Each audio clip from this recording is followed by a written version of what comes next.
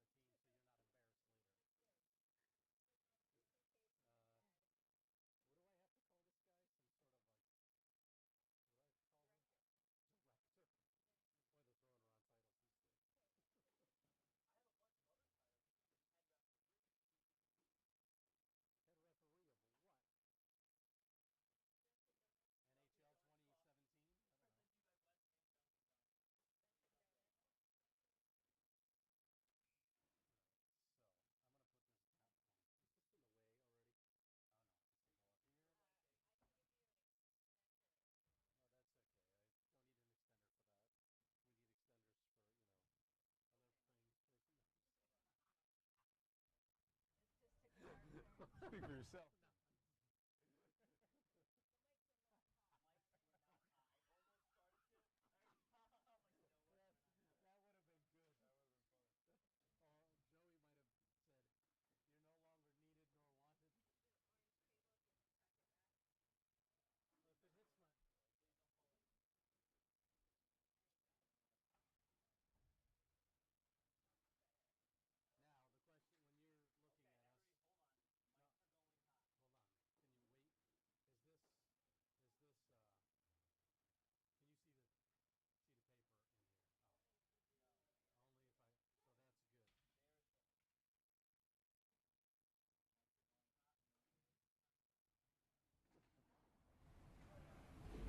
Tell me when, Justin.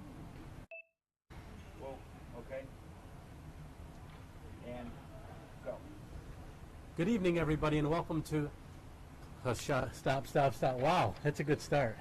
I was a video production, Hockey Night at Pizza, and then I confused myself.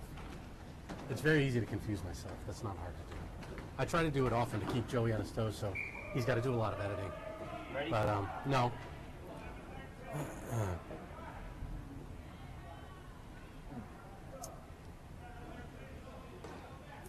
All right, you good? I'm good. He's good. It's just this idiot. It's no pressure for me. It's really- Ready? Sure. Go. Good evening, everybody, and welcome to Hockey Night in Plainville, brought to you by Memory the Video Productions.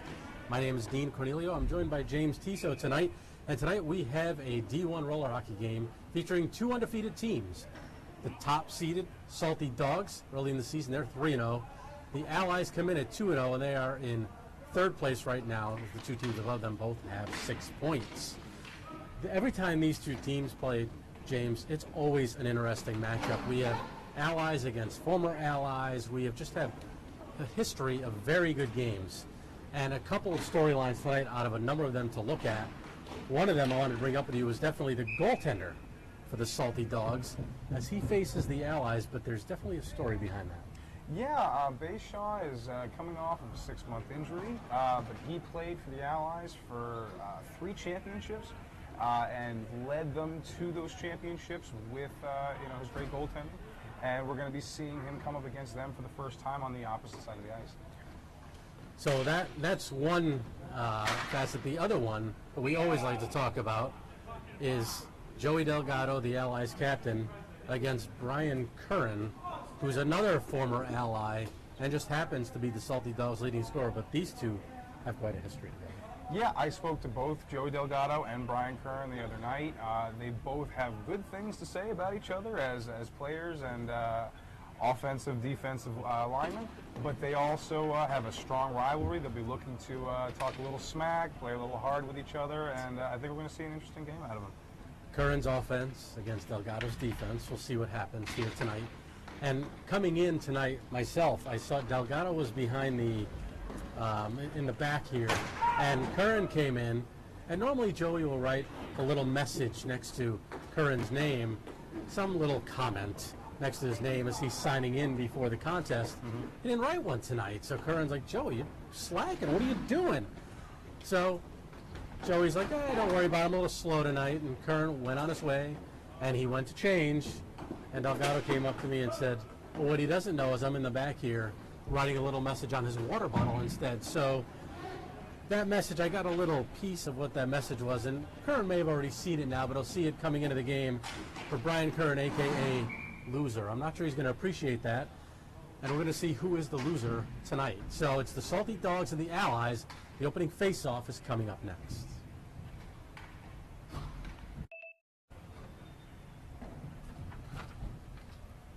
Okay. That was better after I realized where I was at and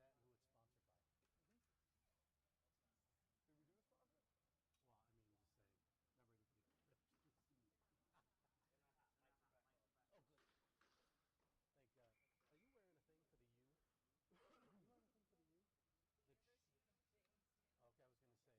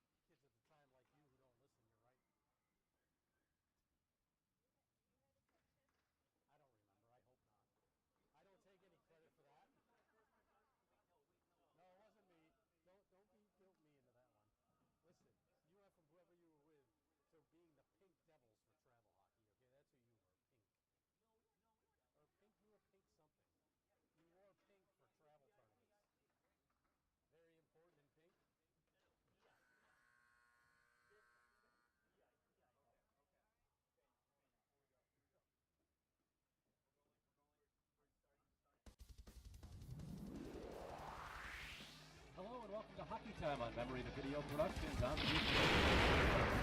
Mike on the wing, centering pass, backhand score! Go in, Scooter with it, sends it across for Kane, and it's in the net, and they have a power play goal! The other point, big shot, right on, and the glove save. Neal having words with Campbell, and now Mario steps in there, and now all chaos breaks loose. Faces to center right, where he is bombed by his teammates from Levinson. Welcome to Hockey Night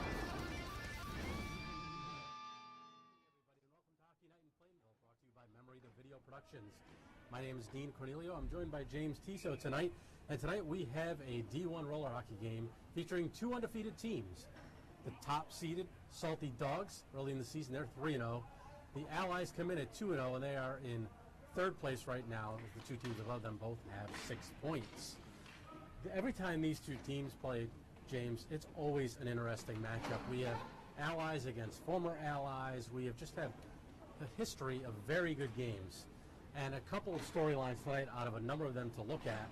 One of them I wanted to bring up with you was definitely the goaltender for the Salty Dogs as he faces the Allies, but there's definitely a story behind that. Yeah, Bayshaw is coming off of a 6-month injury, but he played for the Allies for 3 championships and led them to those championships with his great goaltending. And we're going to be seeing him come up against them for the first time on the opposite side of the ice. So that's one facet. The other one that we always like to talk about, former ally. Spoke to both Joey Delgado and Brian Kern the other night. They both have good things to say about each other as players and offensive, defensive linemen, but they also have a strong game out of them. Kern's offense against Delgado's defense was behind the in the back here, and Kern came in, and normally Joey will write a little signing in before the contest. He didn't write one tonight, so Kern's like, Joey, you're slacking, what are you doing? And he went to change, and Delgado came up to me and said, well, what he doesn't know is I'm in the back here writing a little message on his water bottle instead. So that message, I got a little P, aka loser. I'm not sure he's going to appreciate that. And we're going to see who is the loser tonight. So it's the Salty Dogs and the Allies. The opening face-off is coming up next. Welcome to Hockey. We are back and getting ready for the start of play here from Pisa. Both teams warming up, and James and I were talking after our pregame and discussing some other, as I mentioned, there's some interesting storylines here tonight, and one of them neither team is very excited about, and that's the players that aren't here tonight. But I know you've got some insight as to some of the lineup changes before we get started. I just heard as I was walking in the building that Greg Marshall is out. I'm not exactly sure why, but he's supposedly one of their best offensive defense. And you're right, Marshall is a different. He plays everywhere. He's played goalie, he's played defense, and he scores goal in just a couple games. Shows how he can put up some numbers from the backside and really start the play. He's good at controlling it, breaking out the play, and starting the attack for his team. So you're right, they will miss him, and it looks like, looking at the Salty Dogs, they're a little bit short-handed today. I only see a handful of players out here for them, 5 to be exact. So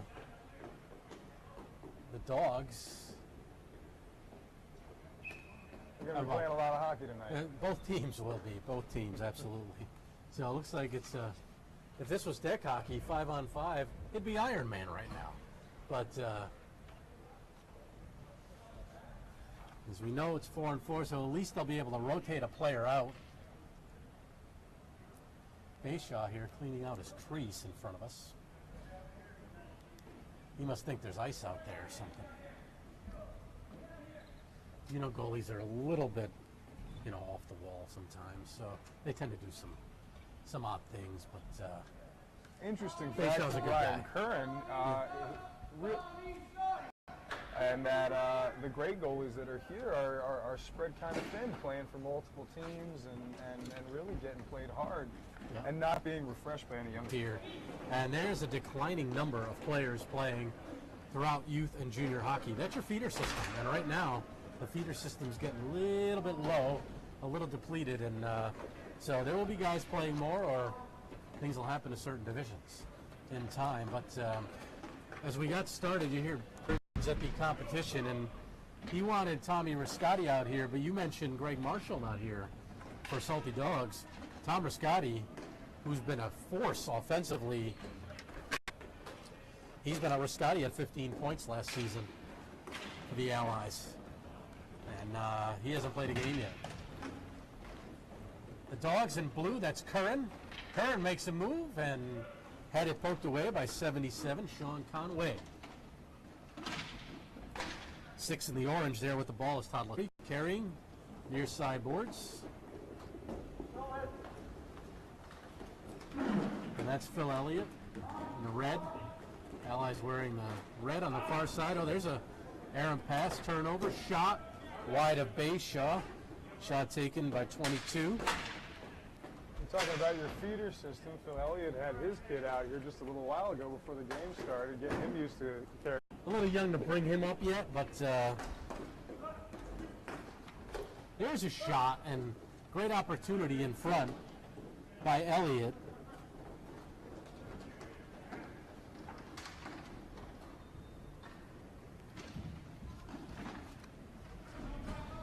It's the goaltender Ken Kelly's first game. We're talking about Bayshaw so much, and he makes a nice stick save there on Latry. But Kelly, it's his first game of the season. 2 games are covered by Casey Mumblow.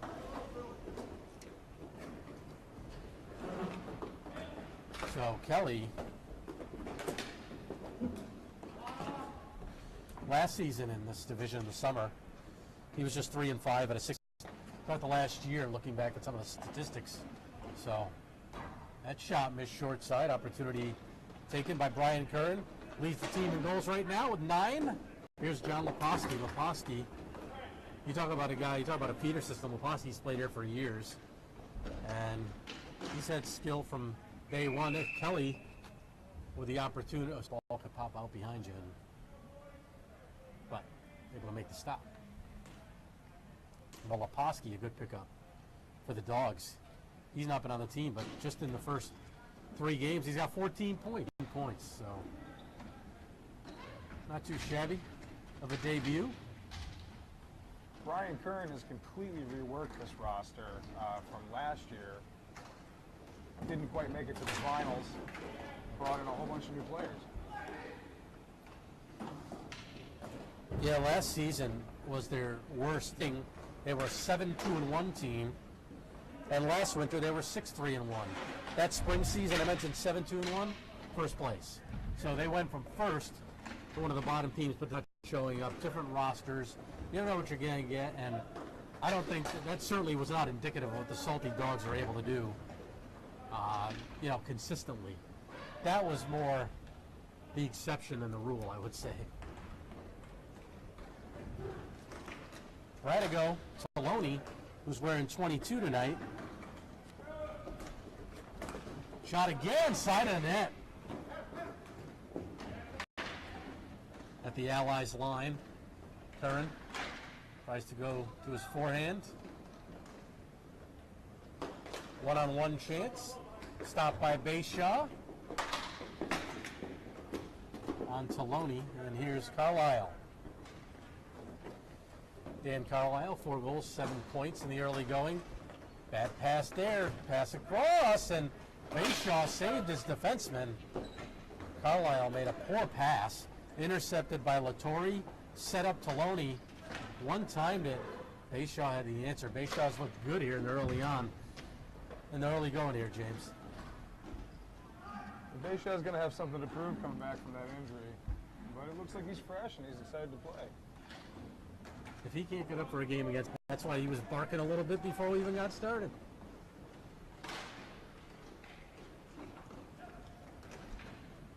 Latry ahead for Taloni. Nice look across. Elliott with the half shield on his backhand. Goes forehand and scores! What a snipe by 4:59 to go.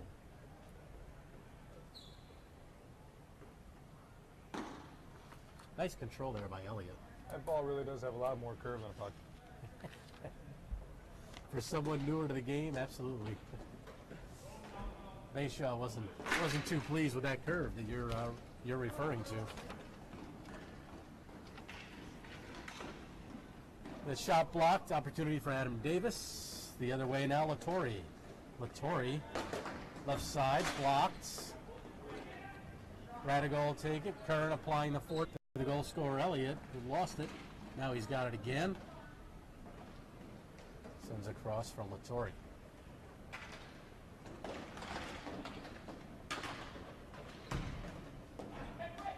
Elliott. Elliott right in front. James, looking at that play, if Elliott took it all the way around, he had some space to maybe tuck it in here, the near side. I think he had more room to work with, but he felt pressure coming up behind him. He also probably saw the open man. Looks like an Allies penalty here.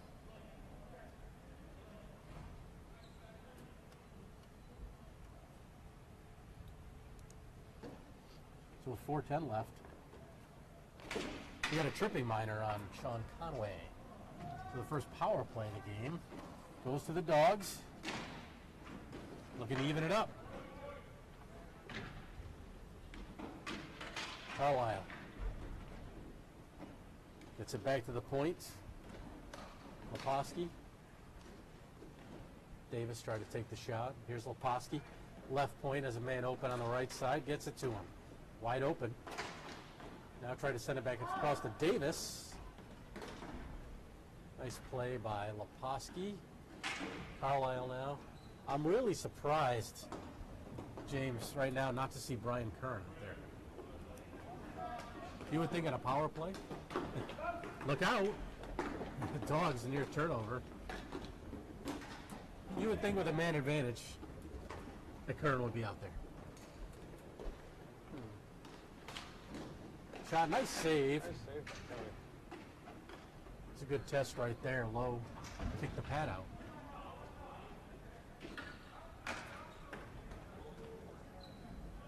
Almost hit the official Vidiu. Had to turn out of the way of that one. Got John Venditti and Jim Sabatini as the officials for this one. 2:45 to play.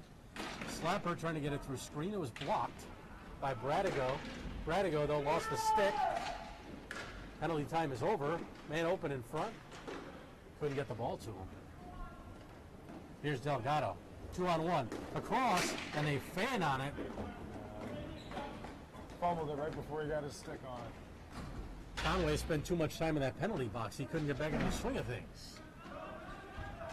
But as you said, that ball, the way it curves, it bounces the same way. It's just as unpredictable sometimes.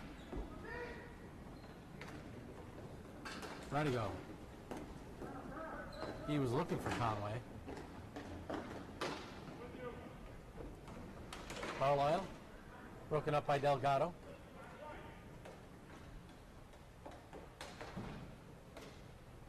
Here's Curran. On his backhand, Delgado, making sure he's watching him every move. Carlisle backhand pass, great play. And it was Leposki who had the opportunity. That was a real nice feed in front that Leposki would probably like to have back.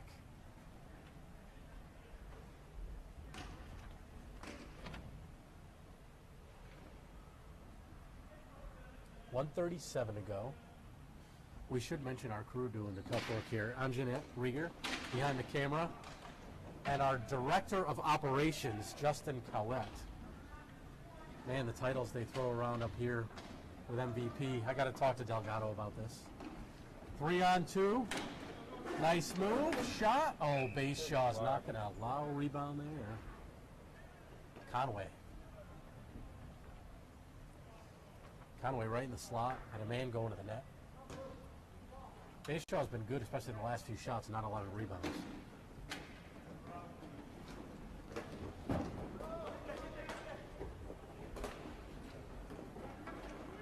Carlisle gives it to Graff. Brian Graff. Left wing boards. Carlisle has Curran in front. Curran trying to sneak back door. The ball never got across to him, though. Under a minute to go. First period. Delgado. Oh, great opportunity there. Elliott now.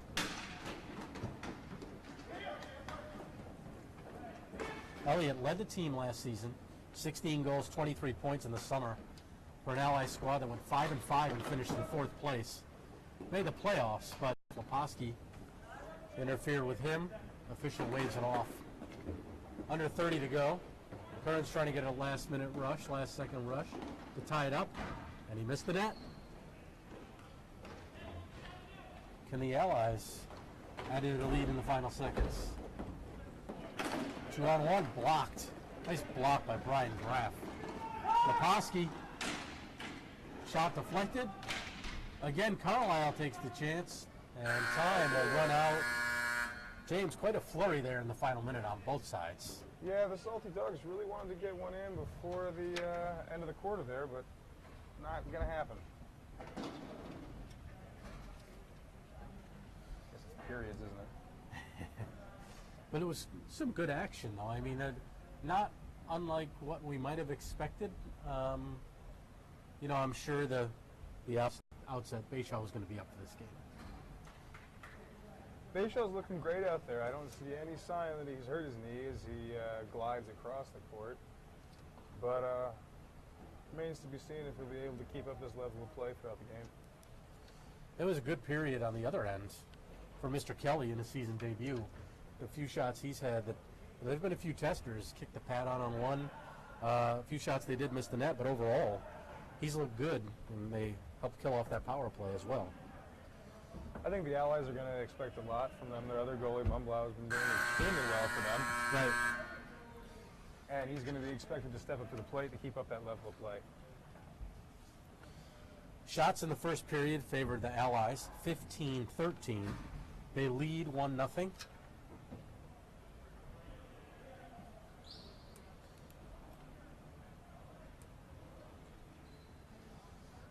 Elliott to face it off against Kern as we get set for the second period of action.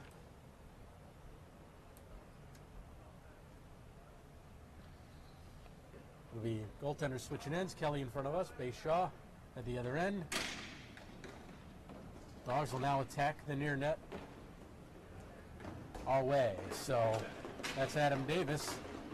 A nice idea to try to get it to Kern by John Leposki.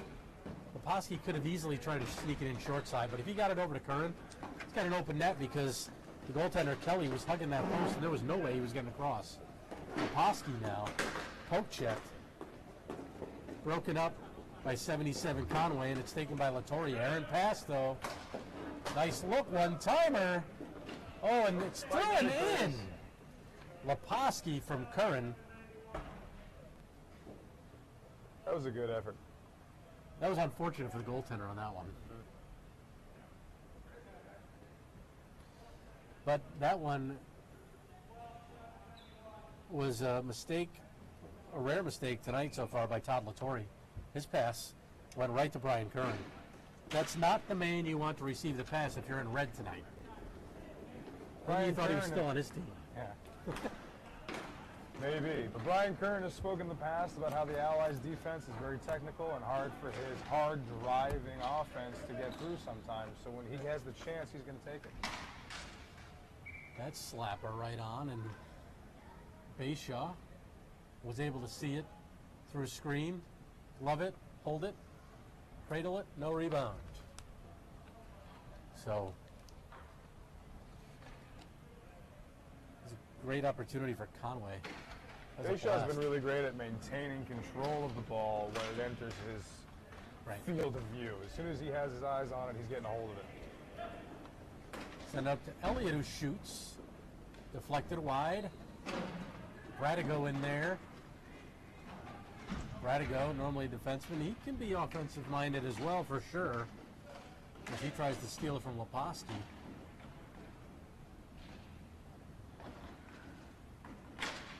Leposki now take it again. Bradigo. That one just past Curran. You can do that here. There's no three-line pass. There's no icing. So sometimes you can easily hang a man, and it's not frowned upon. Leposki sent it all the way down for the Dogs. Here is Latore. Todd. That was about 20 seconds of hockey out of control. And that one somehow finds the back of the net. Latore snuck it in. So Todd makes up for his mistake and gets it back for the Allies. And it's Latore from Elliott's with 8:53 to play in the second for a 2-1 Allies lead.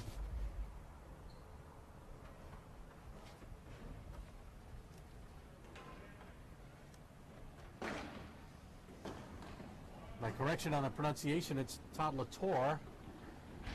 So that's why he's our director of operations. He knows every angle here. So thank you for that, Justin. Latore with the goal. Carlisle. Delgado trying to work it away from him. Leposki. Leposki keeps it. Comes around. Shoots. Rebound is there. It's one thing Kelly has done. He has let some rebounds out in comparison to. And there's a. Just I was about to compliment Bayshaw. Another one gets by him. And this time it's Taloni of the Allies scoring from Bradigo.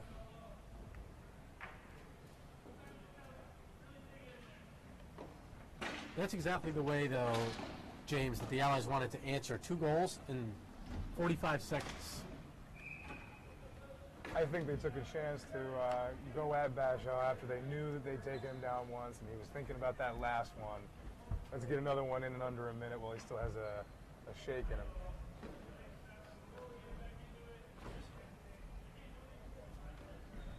him. And as we're talking, James, we just realized that make that 3 goals in about 50 seconds. Phil Elliott just put one by Bayshaw that we didn't get a look at down here, but you guys got a good look at in your living rooms, thanks to Anjanette's work on the camera. But that one snuck through, and suddenly it's 4-1, just as we were talking about. I gotta, Bayshaw will tell me to stop giving him compliments. He has in the past. When I start doing it, then it just negatively affects him. So Well, they have a lot of time in the I'm a period to jinx. make up this deficit that they've gotten themselves into now. So it's 4-1 Allies with 3 in under a minute. Elliott. A little fake out there from Elliott. That was Taloni going to the front of the net. It was a good look by 77 Conway. Carlisle. Leave it. Curran. Shot was blocked. Conway into the middle, wide open. Backhander. Nice save there by Mr. Kelly. He did a good job getting low to make sure he saw that shot. He had a few guys in front of him. Kelly went low to make sure he could see the point man and exactly where that ball was going. So good work by him and his crease. Nice pass from Davis across to Leposki. Leposki topped the circle. That's blocked. They could have had a 3-on-1 if they hurried. That pass in front. Taloni scores. And Taloni with his second. Elliott with the assist.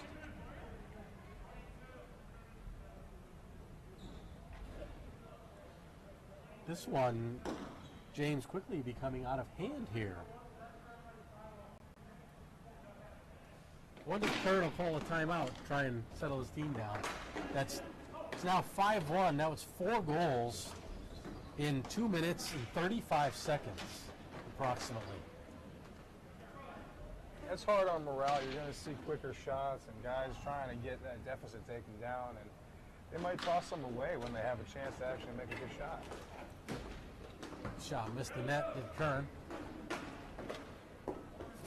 Something's got to give today with 2 undefeated teams. Somebody's going down. Somebody's getting their first loss, and right now, the first half of this game, well, really this period has been all Allies. neither one of these teams are going to accept a tie today. Somebody's going to have to beat somebody else. Well, the Allies have made the statement this period so far. We'll see. Nice stop there by Kelly. Rebound went out to Delgado. Radigo calling for it. Good job by Leposki to break up the pass.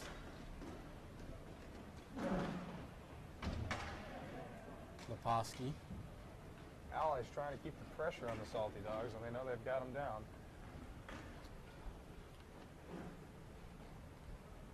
Question will be, how long can they keep the Dogs down? That's what we need to find out here. 5 minutes to play, second period. Dean Cornelio, James Tiso with you here, Plainville Indoor Sports. About a month into the fall season, these teams have already separated themselves amongst their counterparts in the division as two of the top teams in the league.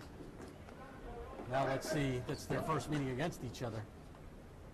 Who has bragging rights early on here? And Bayshaw, this is not the way he wanted it to go so far.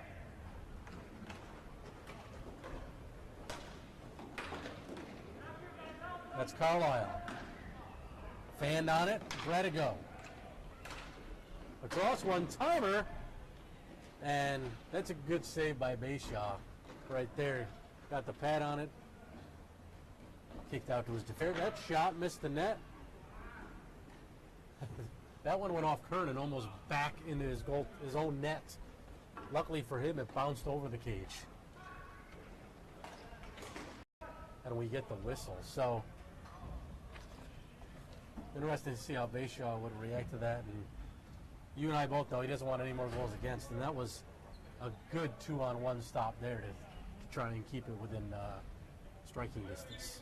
I think the Salty Dogs were able to give him just enough time to collect himself again. They kept a really hard push on the Allies for about a minute and a half, gave him a little bit of time to get himself together, and now he's making stops again.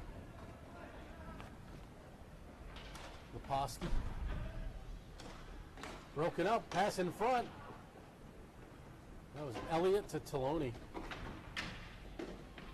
Taloni, a good opportunity right in the slot.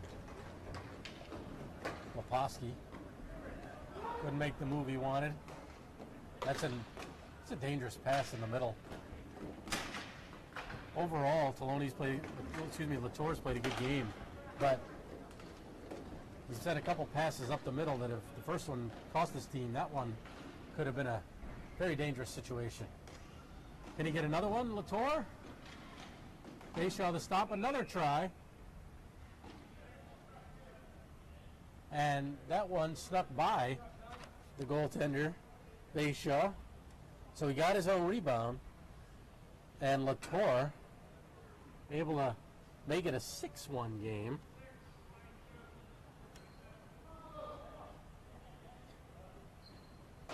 Elliott and Taloni get assists.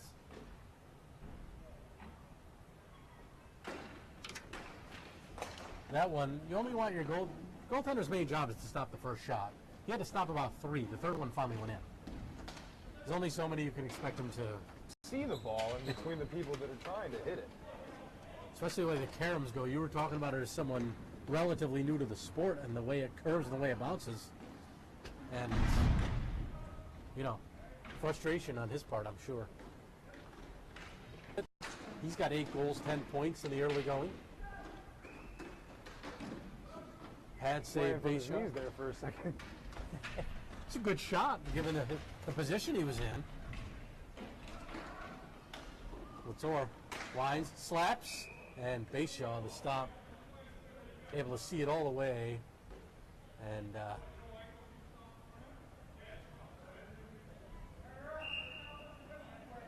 sounds like we might have a little bit of trash talk going on. Listen, Delgado likes to go out for post-game dinners. He's just inviting the other team. As long as he beats them, he'll be happy to invite them. That's the stipulation. Slapper, hand pass. So that wouldn't have counted. Bayshaw made the save anyway on Bradigo. 2 minutes to go. Second period. Allies 6, Salty Dogs 1. It was 1-1 early in the second, and the Allies have since broken it open.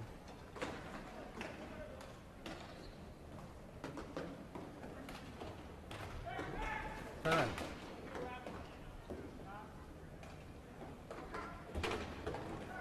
Curran trying to get through 2D. That goes off of Curran. Bradigo and now Latour. Here's Bradigo. Dangerous pass. Curran misses the net.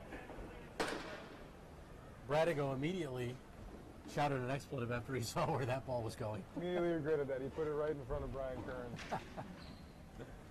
Again, they were teammates for a while. Here's Leposki. John had himself a little layoff, but he looks picked up right where he left off.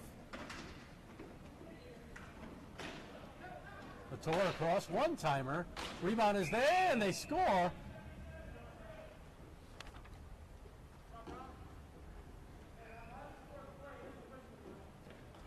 That's Taloni who put it in.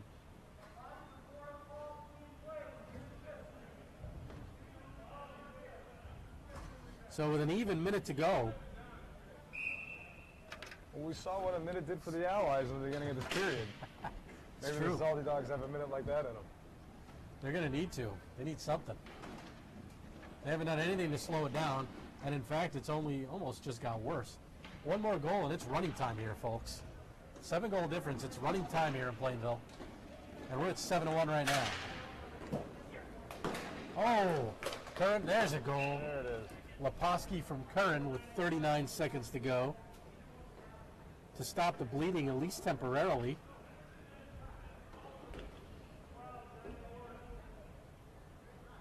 Leposki's second goal for the Salty Dogs.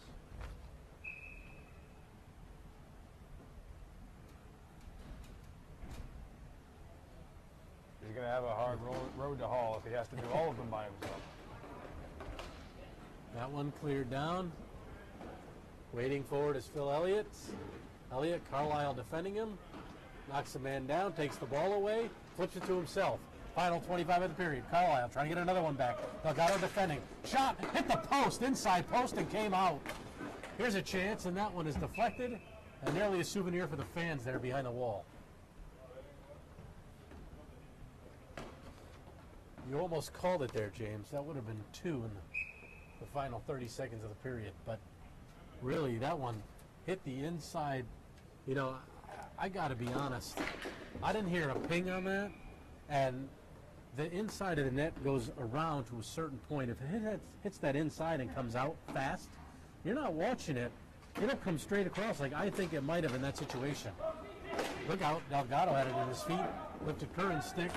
Got it out. And so the jury remains out. We need to call Toronto on that one. Or just call Anjanette. But, you know, right now, she can't give us the instant replay on it. But we may get that at some point. If you slow it down, you really got to look. I did not hear a ping.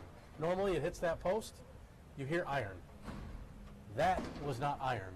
So, regardless, at the end of 2 periods of play, it's 7-2. And what I like, the shots in that period, by the way, favor the Allies. 18-11. And the goals, 6-2. But what you like, when you're looking at this attack here, you talked about, you know, Tommy Riscotti not here for the Allies. Talked about Greg Marshall not here for the Salty Dogs. There's been a very even dispersal of points for this Allies team. Everybody's contributed today. You have, it looks like 3 goals for number 22, Taloni, 2 goals for the Allies for Latour, and 2 goals for Elliott for 7. So that's great distribution right there. Yeah, the Allies are really merging while, you know, the Salty Dogs are having real fits and bursts. I think they've got it in them to make this game still a real hot one going into the next half. But and you talk about the key players. We talked about in the open before the game started, Brian Curran. He's been shut down so far. That's a guy that needs to get going. Yeah, he has been shut down. It seems like he's having a hard time getting his shots to stay low and to connect. But I think that he's just having a lot of pressure from the Allies. They know that he's the shot maker, and they're trying to keep that ball out of his possession. Curran, very consistent. The last 2 seasons, summer and spring, he's had exactly 21 goals in each season. So consistency is his game, and he really knows how to put it in the net. He's already got 9 this season, well on his way to 20 or more again, which would be, for him, his 3rd straight season. He had 20 last winter. So I know at least 3 straight seasons. This would be 4. So we'll see. He needs to find some of that touch right now in this house. And he also knows the Allies and Delgado, they've been keying on him. They got 3 guys on him right there. So that's why then it's up to your teammates to get open and start finishing for you. If they're going to shut you down, somebody else is open.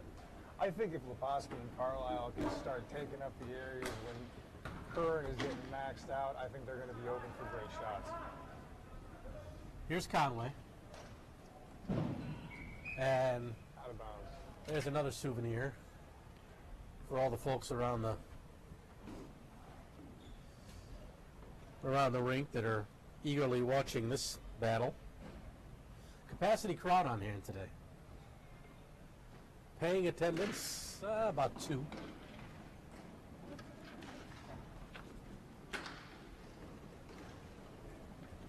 From the Allies.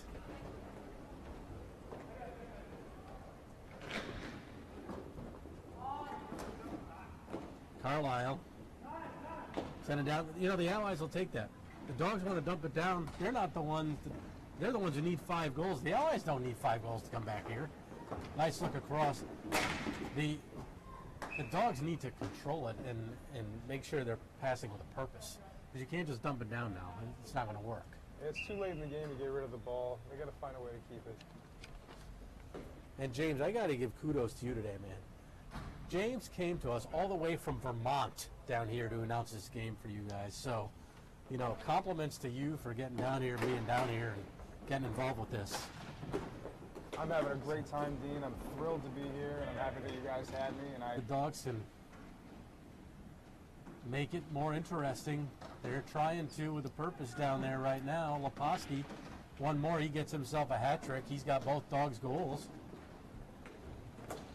Shot wide on the back of the cage right now. Here's Carlisle. Carlisle, Curran takes the quick shot, and that one deflects off of Kelly above the glass into the netting for the whistle with 9 minutes, 1 second to play here in the 3rd period.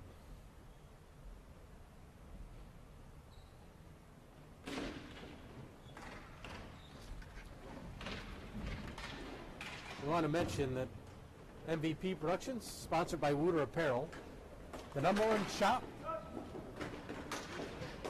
for sports uniforms and apparel, Wooter Apparel. And there's an opportunity. Try to get a rebound. Was Carlisle. Here's Leposki. Top the circle, cutting wide. Creating some space for himself. Lost the ball right at the end. He was going to try and curl around.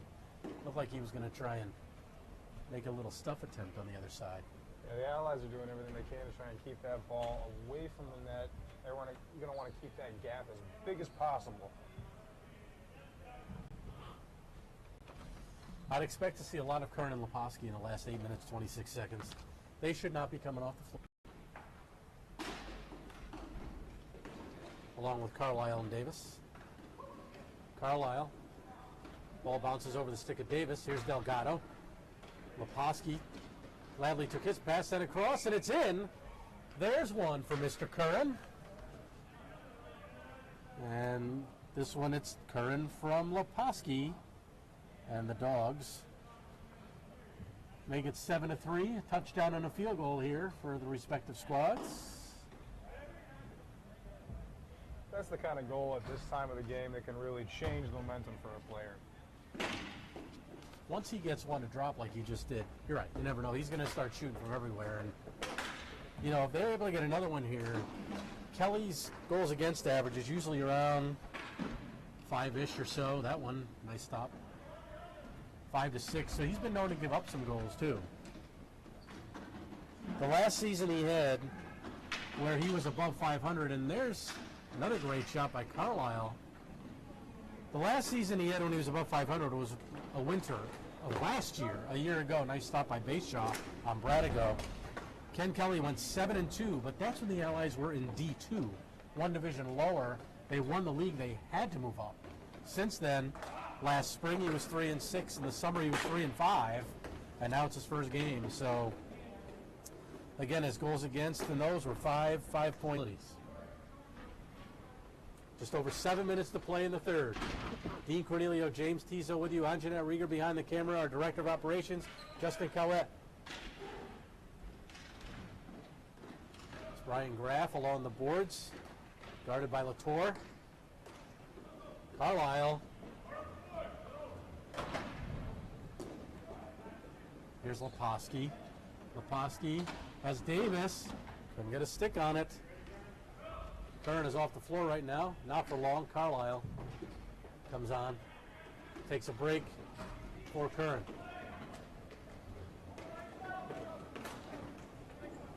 Bayshaw, nice paddle stop there on Taloni, who's got a hat trick tonight. Taloni came in. He didn't have a goal yet. A little dent in that number for himself. Delgado.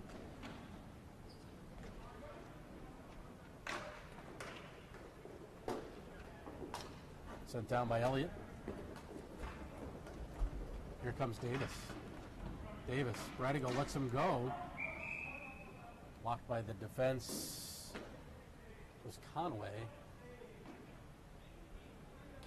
And faceoff will stay in the Allied zone deep.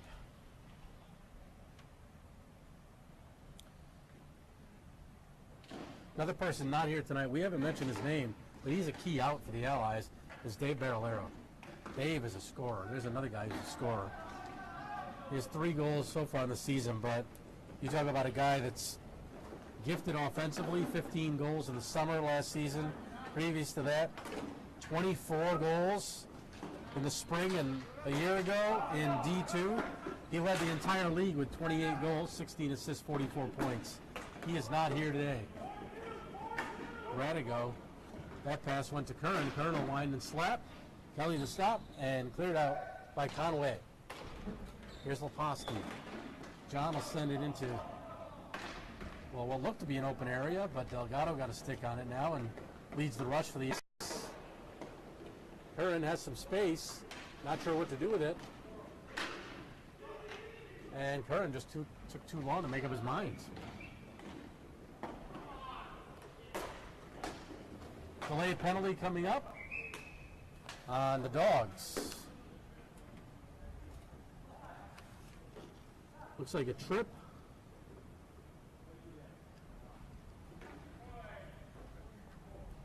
And it's going to be Mr. Leposki. Not a guy you want off the deck right now if you're the Salty Dogs, James. Nope, not a guy you want off. He's made 2 of their 3 goals. They're going to miss him while he's away. And he had the assist on the other. He set up Curran on his only goal. So Yeah, he's been a big part of the offense tonight. now he's out for a minute and a half. The Allies, all they need to do is take their time here. Taloni.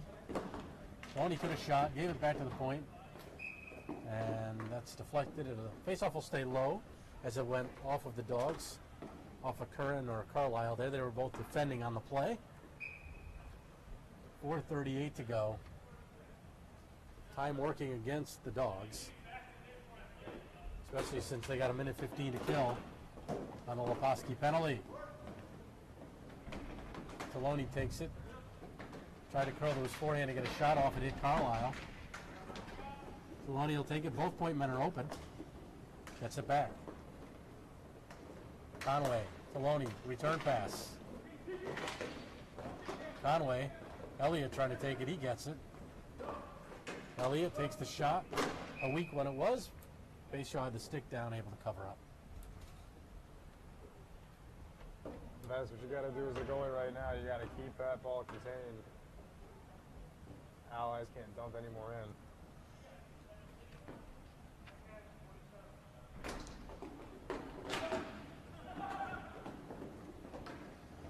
Here's Graff, Brian Graff. Got Carlisle open. Gets it over to him. Curran set up deep.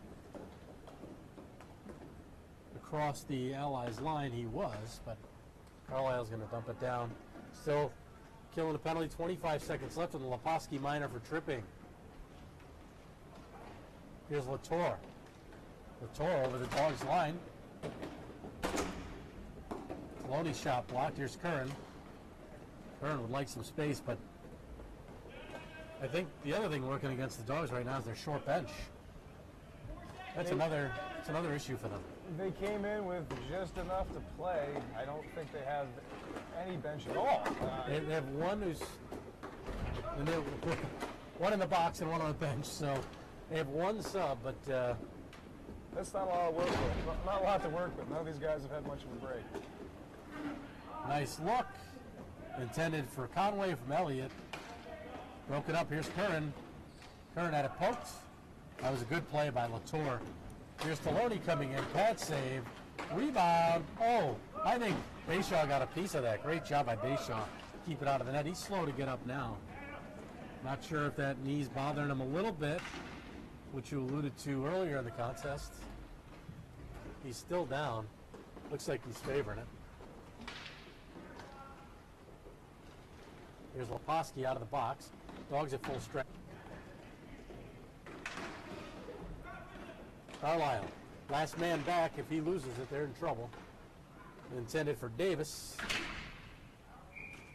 And it's the ceiling above. And we are going to get a Salty Dogs timeout. Bayshaw asking for it. You see him there on your screen. And Jay, he was down. We saw him. He was down favoring that.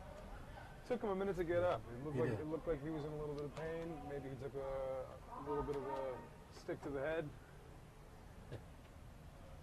Or a shot to the knee, not sure. But they took a timeout to give him a break. So they get 30 seconds. They're going to call it now. 2:13 to play in the third. We're seeing a real different period from last period where we Yeah. had many goals, big offensive period. This period, very much a defensive period, with only one goal going into the Salty Dogs. And I'm not surprised by that, at least in terms of the Allies. You don't need goals. You just need to prevent them from scoring. And they've taken time where they've dumped it down. They're just playing it safe, getting the ball out of harm's way. They don't need more goals to win the game. So, but by the same token, if you start taking that mindset of playing not to lose, it could come back to haunt you too, instead of, which they did in the second period, playing to win and come as hard as they did. So sometimes that mindset does come back to bite you, but with a 5-6 goal lead at the time, they had a little bit of a cushion, I'd say. I think they still have enough of a cushion to be comfortable, but we'll see if the Salty Dogs can start to take that away from them. Curran wins it back off the face up to Leposki. Curran usually likes to win it forward. That's one of his trademarks. That one he won back, though. Not a bad guy to get it back to in Leposki, however. Slapper blocked by Carlisle. Here's Leposki. That was dangerous, but he got it by Elliott. Here's Davis. Davis will shoot through screen. Missed the net. Carlisle calls off Davis. Carlisle going forward, but lost the ball. Conway. It's Curran now. Elliott was calling for it to cross, and Curran got right in the way. That hit his skate, but Kelly was down, protecting his crease very smartly, making sure no bad bounces went against him. Leposki topped the circle. At the face-off dot, his shot was blocked. Minute 20 to go. And that's all you need to do if you're the Allies. Carlisle and Conway go hard into the boards. Penalty coming up, actually to the Allies. That could have went both ways. But Carlisle and Conway got stuck together for a minute there.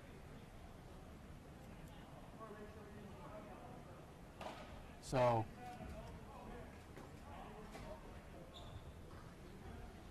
Conway gets called for holding the stick.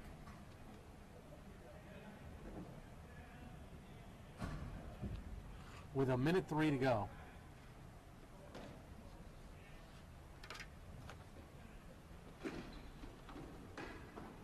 they'd be hard pressed to get 4 in a minute, but we've seen crazier things. We saw the Allies get 3 in under a minute, so.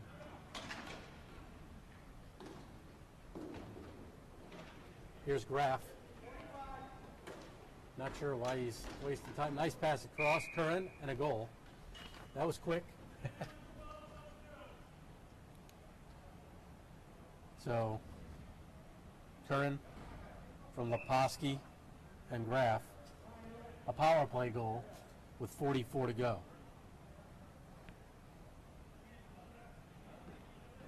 Nice movement there on that goal, though. Nearly everybody involved. I'm afraid it may be too little too late, but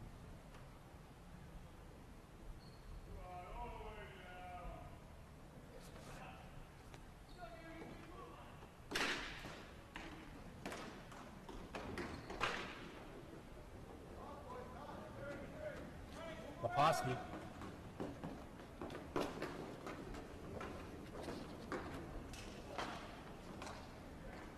Davis shoots over the net. Conway. They pulled the goaltender base shot now. 5 attackers on. That went off the side of the net. Curran. 5 seconds to go. Curran can't get one last shot off. Davis, he will. A stick save by Kelly, and this one is over. The Allies are victorious by a final of 7-4. The Dogs scored both goals here in the third, but the Allies have given themselves enough of a cushion to put it away really in the second period. Shots in the third favor the Allies. 12-10. 3-period total in the game. Allies 45, Salty Dogs 34. So, in closing this one out, James, the Bayshaw versus Old Team, the Allies made sure to give them plenty to look at in 45 shots. And really, I don't care what team you are, it's really difficult to be able to rally when you give up 6 goals in 1 period. Yeah, that was a hard-fought period to give up that many goals. Bayshaw really took a beating. It looks like they wore him down by the end of the game. Hopefully he'll get it back together, and we'll see him back out on the rink in the next game with a better performance. But overall, he looked healthy. With the exception of those last few minutes, he did look like he was back. Yeah, I think he's here to play. Just his first game. I think there's a lot more to see from him. And Curran just took a little too late to get going, really. He was able to put a few in late in the game, but your best scorer can't wait till the third and you're down by 5 to put some in. I think the Allies kept a lot of extra pressure on him. They made it almost annoying for him to get down to the goal. And I think he's going to be a little bit frustrated for the rest of the evening. I agree, and like we were talking about, you need some of your teammates to step up. Granted, all of them, there were 5 out there playing hard. There's not much you can do when you don't have much of a bench either. So, overall, a good game. This is the Allies' 3rd win. They improved to 3-0. The Dogs, their first loss, they fall to 3-1. So there's now a 3-way tie atop with 6 points each in the early going here in D1. So it should be a good battle the rest of the way. That's going to wrap it up from here from Plainville Indoor Sports Arena. For Justin Collette and Jeanette Rieger.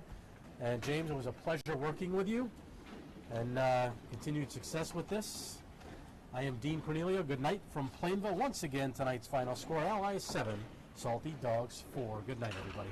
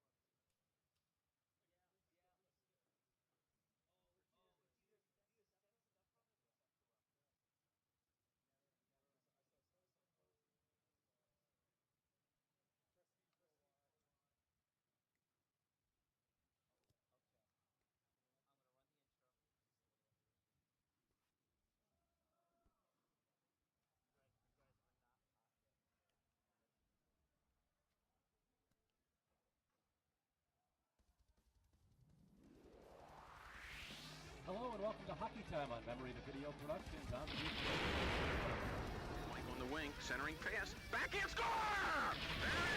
Go in, Scooter with it, sends it across for Kane, and it's in the net, and they have a power play goal! The other point, big shot, right on, and the glove save.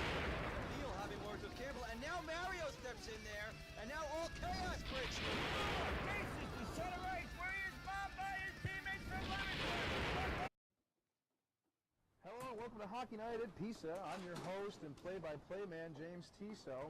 I'll be calling the action from up here in our booth alongside Cam Ruman and Jet Rieger and director Justin Cahoot. Tonight's game sponsored by Wooster Apparel, or Wooter Apparel, the #1 shop for sublimated sports uniforms and apparel. Wooter has clients here at Plainville Indoor Sports, and you can be one too. Just go to Wooter Apparel and check them out for yourself. We have a great game coming to you. We have the Honey Badger and the Vikings, and we're going to be experiencing some deck game tonight. They're going to be running around 5-on-5, and we're hoping they're going to put together a good game. This is the first matchup for Vikings and the Honey Badgers this year, and the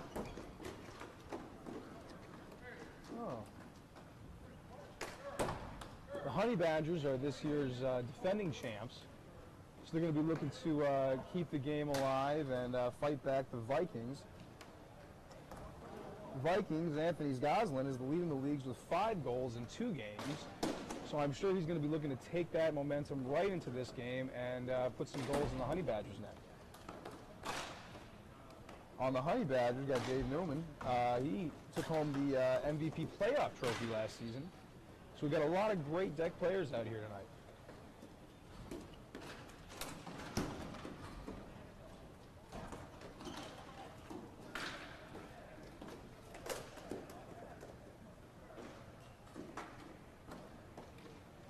Just starting to warm up now as the players come out. We've got the Vikings tonight in gray, Honey Badger in black.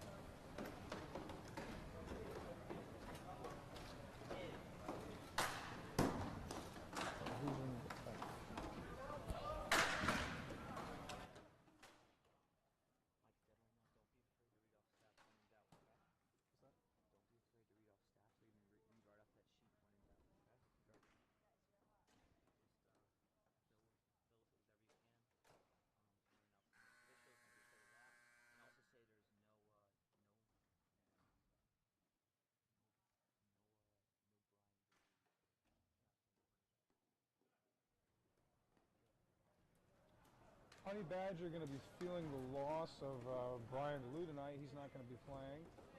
So they're going to have to use everything they've got to come at the Vikings. The Vikings have been experiencing a little bit of trouble with penalties this year, leading the league with 7 penalties in 3 games. They just lost to Knucklefuckers last night. Honey Badgers were have a very young line. Rookie Frank Chiotti and Dan Leone are both fast and young.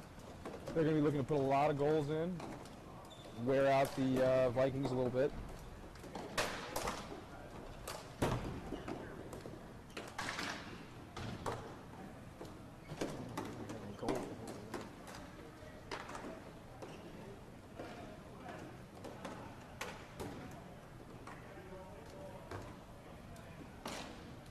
Jared Plantamuro playing goal for the the Vikings tonight, with Matt Herget goal for Honey Badgers.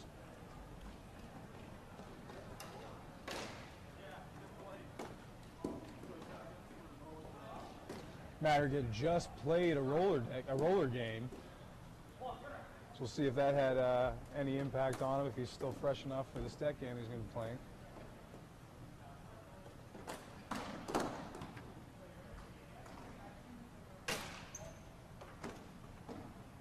Speaking with some players around the rink, it appears that good goalies are hard to come by. They're going to be looking for some new young goalies to come in, but they're not really seeing them.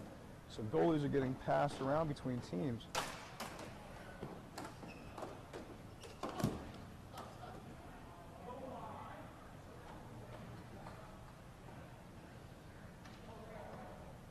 Jeff Urget from the Honey Badgers leads league in points with 8. I'm looking for an exciting performance from him tonight.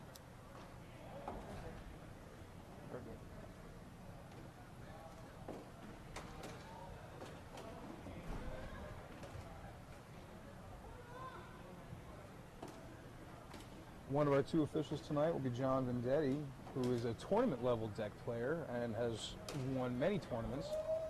So we should see some great fishing here as well. Players are just milling around a little bit, just waiting for the ball to drop now.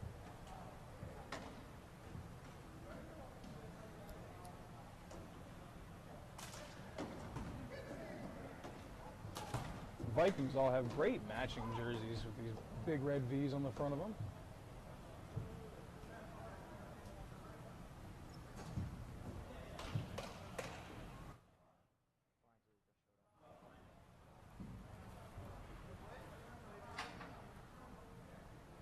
I've just been told Brian DeLude has just shown up. So they will not be short Brian DeLude today on the Honey Badger. I'll have to continually remind myself that the team is not called the Honey Badger. For some reason, I keep wanting to call them the Honey Badgers.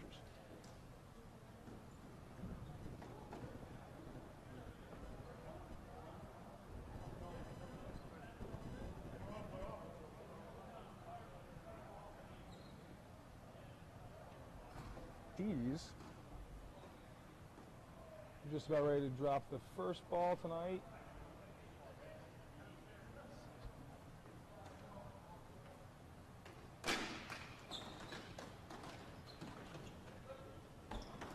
And they're off.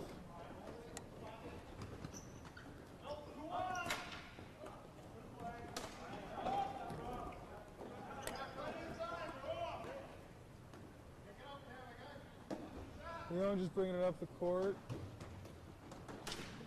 Gives it away at the red line.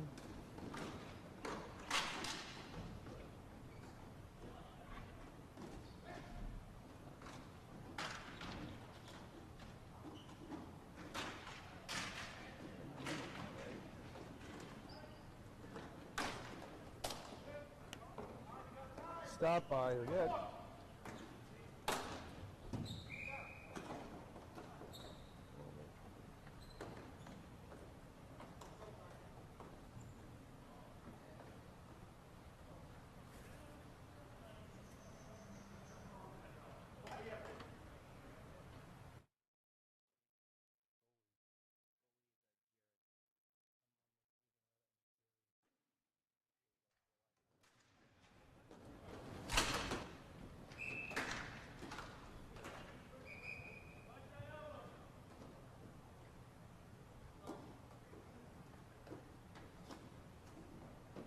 They'll face off in the Vikings defensive area.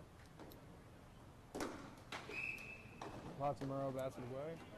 They're going to drop it again.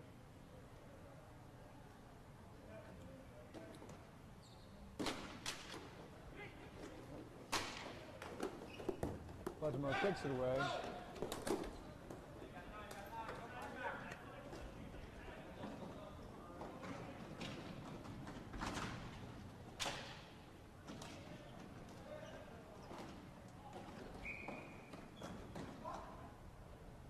Penalty offside is called.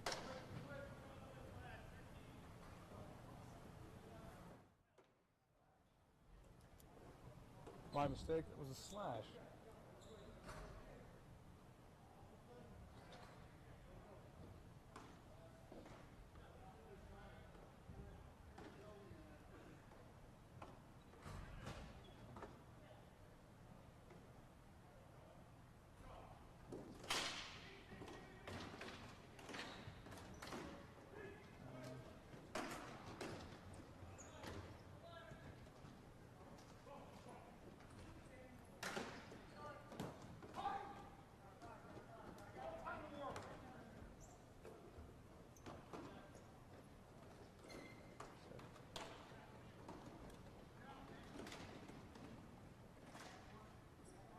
Brought up by LeBlanc, given off to Fatimuro.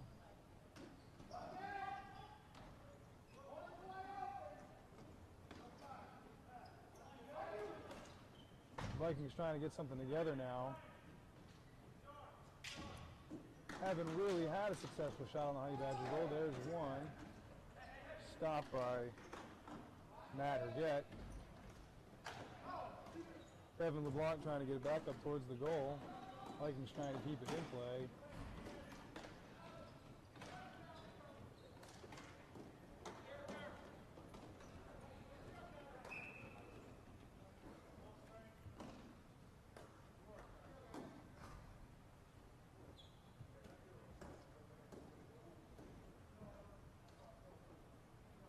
Take the ball back to the Honey Badgers defensive area.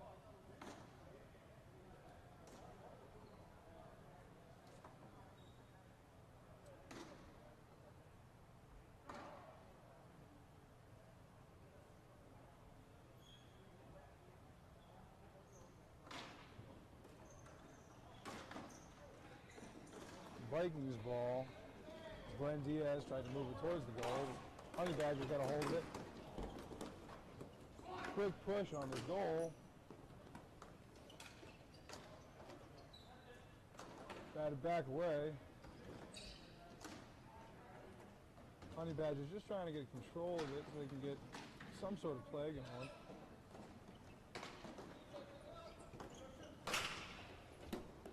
Shot goes wide.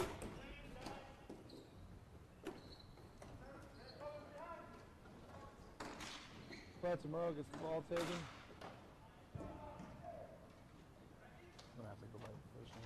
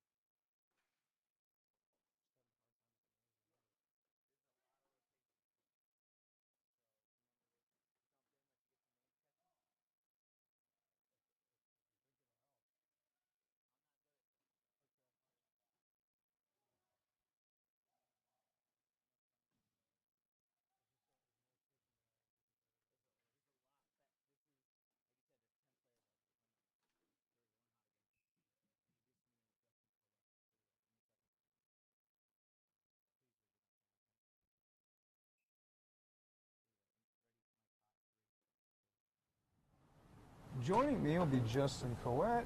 He'll be giving me a little hand here as I learn the rink and the players.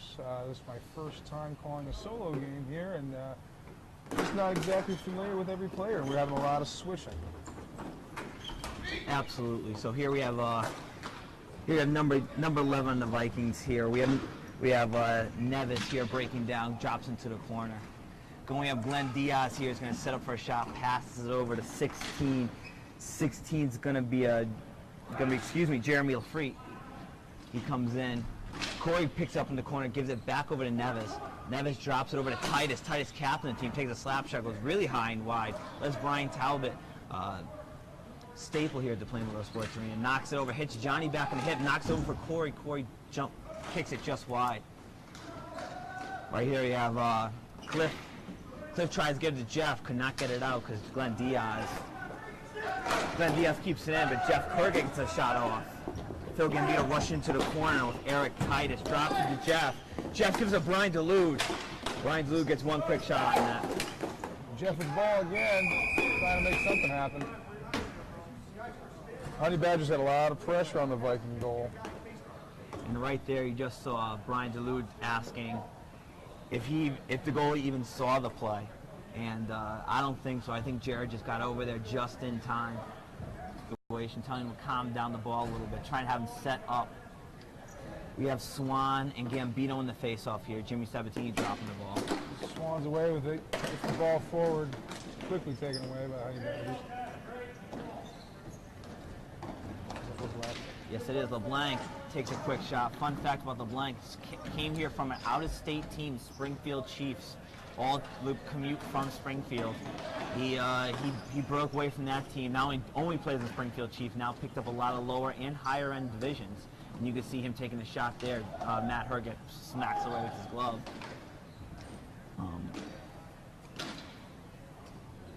Shortage of deck players here. I'm sorry, stepping here. I'll let you go back to shortage of deck players here. So you're really going to see a lot of these players jump to a lot of different teams.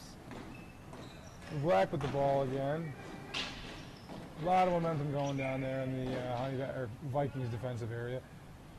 Or Honey Badgers defensive area. You mentioned already Matt Herget, the goalie here, making his save on his butt. Already played a tough roller game where he just squeaked out of a loss, but a hard-fought game and ended up going down to the last minute. So we're going to see how Matt Herget's legs stay under him here. Matt Herget's not the only guy that played tonight. Joey Delgado played just a little while ago, about an hour ago, in a roller deck game. We got multiple guys here just love the game of hockey, coming out playing for multiple teams, and just having a great time. Out here in the Plainville Sports Arena, it really is for love of the game here. As you can see, LeBlanc here take a quick wrist shot deflected by Dan Leone. Gets his own rebound back, and Matt Herget bounces off his stomach. Joey Delgado, you're going to see him slow the game down as Swan's right on his heels. Chips it over to Frank. Frank, fortunately known as Frankie, so we're going to call him that for a while. Frankie dishes it over. Number one, takes a quick shot, gets kicked aside. Gives it to Joey Delgado, again gets kicked aside. Dan now is going to get his shot. That goes just over. Glenn takes a smart play here, and it looks like they're waving off the icing because the ball goes onto goal. Jim DeLude gets it back up to the red line, which is the offsides line, unlike ice hockey. Nevis ticks it over, tries to get it, ends up rolling over to Swan. Over to 55 now, who unfortunately I don't know the name of it either. It's going to be not Corey. That's another fun thing with multiple teams. They're going to be jerseys that we don't see, and it's not going to be on the roster sheet. Corey, we do know, drops it over to Nevis, but Frankie almost gets a breakaway. He throws his head up in disgust, wanting that back. Blank with a breakaway, taken away from him up against the boards by Delgado. Delgado playing a fierce defensive game down there. Really trying to get the ball work back up to their offensive end. Here we got Cliff. Cliff's looking to see if he can find a breakout pass, and he's still holding it. He finds his number one, gets it over to Joey Delgado. Joey steps in the ball, slips, gives it to Corey. Corey leads Nevis a little too far, but allows him to set up. Goes to 16 here. He wraps around, doesn't get the shot. 16 is Jeremy Lafert. This is Dan Leone now breaking out of the zone. Get the shot on Jared. Jared's trying to find it. Frankie here. He's looking on the blue line, tries to shake off Nevis, and he does. He gets his own walking, takes a shot, and just goes off Jared outside the zone. So like you said, this is your first deck game, and also your first deck game alone, so welcome. What do you see differences here as you saw it in the roller game before with the Allies and Salty Dogs? One of the big differences I'm noticing is, one, scoring. We're not having anywhere near as many attempts on the goal or as many shots made as I saw in my last game. There's more guys playing out here, so there's a lot more momentum, a lot more movement. And the fatigue is already starting to show as these guys run back up and forth down the court and swap out with other players. Oh, hot attempt right there by... That's Phil Gambino with the goal. Jeff Herget dumps it out to him from the corner, and Phil sends it home. 5-hole goal on Jared. 1-0 Honey Badgers. Phil Gambino really popped it in there from the corner. And it looks like the pass even shocked Glenn and Lafrite as they're talking about the goal.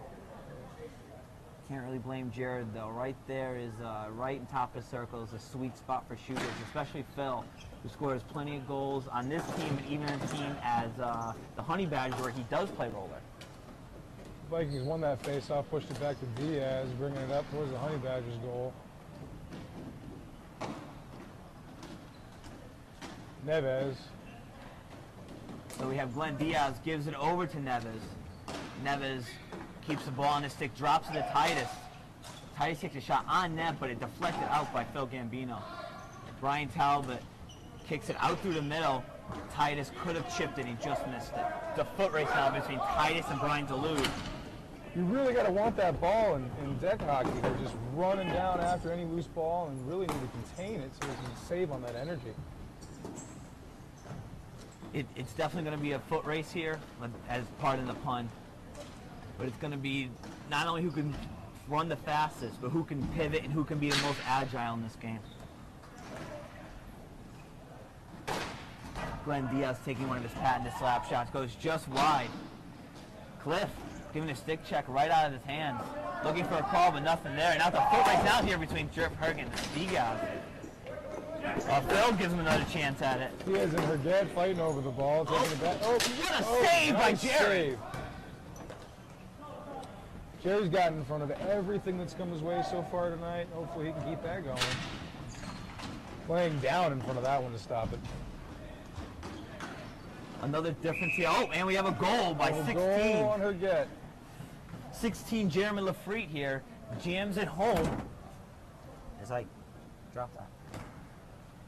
Jams at home, picking up the garbage, as you would say. Goal's a goal in the stat sheet.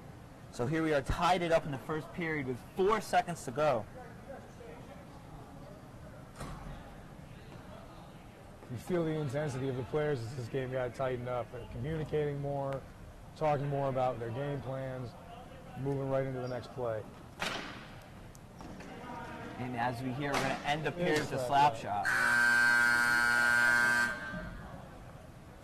So with one in the books, what are you seeing here today? I'm seeing a very fast, dynamic style of play that's relying more on the players' abilities than on their skating, because the skating is non-existent. The energy level's high, but they're having to put out a whole lot to keep up with this ball. And I think that having that extra player out there really changes the dynamic. Very enjoyable to watch, 1-to-1 going into the next period. Game could go any way. Very exciting. It is absolutely exciting here. We have Matt Herget here, who's been playing one. You have a lot of players actually on this team who played one game already. We have Joey Delgado. I am not. So here we have two players, two big key players, Matt Herget being the goalie, who is essentially the quarterback of every hockey team. And Joey Delgado, as you call the powerhouse on defense, who really is looking to slow this game down and become more of a technical breakout, as you see than the run and gun that they tried to do in the first half. So we're going to see what really breaks out here. If they can slow this game down, you're going to have players like 55, Dan Leone, and 7 Frankie, who's been kept trying to get the breakaway. And I'm going to say we're going to see at least 3 breakaways from Frankie today. So as we start the next period here, we got Swan and Liani taking the center. Yeah, the Honey Badgers have a lot of young speed, and they're going to try to rely on that to get some points in while using their older defensemen keep that goal protected. So we've been seeing a lot of both teams almost making an umbrella around the rink, and making an umbrella around in the second period.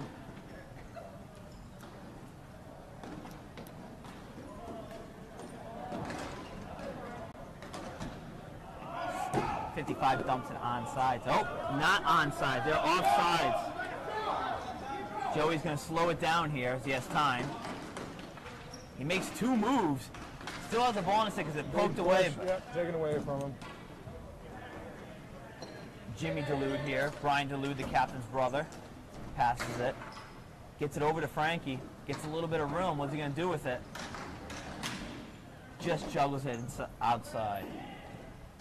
Talking with some people around the rink, one of the things that they comment on is how little room there is to actually get that room to make a move. And we see that time and again where we think these players have a second to make that shot happen, but then there's somebody right on top of them. Dan Leone gives it to one James Piscatelli. Piscatelli, thank you. Gives it back to. Oh, and Dan wants that back because he fans on it. Joey and Johnny here having a little bit of fun with themselves. Joking around. Johnny, as you said, a tournament level player. Walked away with walks away with 2 national level tournaments and 2 regional level tournaments in the Northeastern region. So as you said, he does know this game inside and out, and you will see him call a tight game. Just goes to show the kind of dedication and devotion that's here at PISA that we have such highly regarded players also officiating.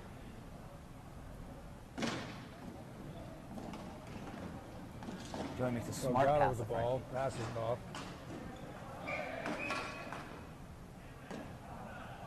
No goal there. Johnny calling a hand pass on net, which is a good call. As you can see, no one's arguing. They just try to get it on net. Hopefully Johnny missed it. Johnny using his tournament knowledge there to wave off that goal.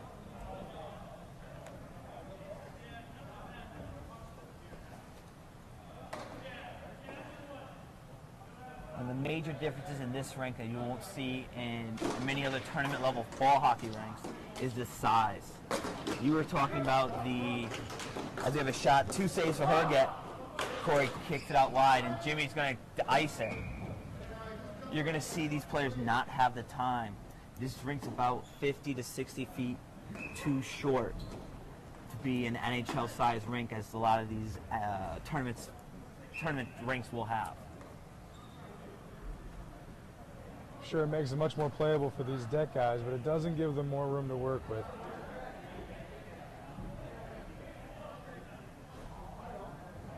You see them face off in the Honey Badgers defensive zone. They have a whole line of players who play both roller and deck. Takes it right from the face-off ring and tries to make a shot with it. Brian Delude kicks it over to Jeff Herget. Jeff Herget tries to spin around with him. He will. He takes a quick slap shot and blocker save by Jared. Cliff keeps it in by his toes and thinks he did in the first point. We said earlier, Jeff Herget leads the league in points. He's going to be trying to pick up some more, but he hasn't managed to make anything happen yet.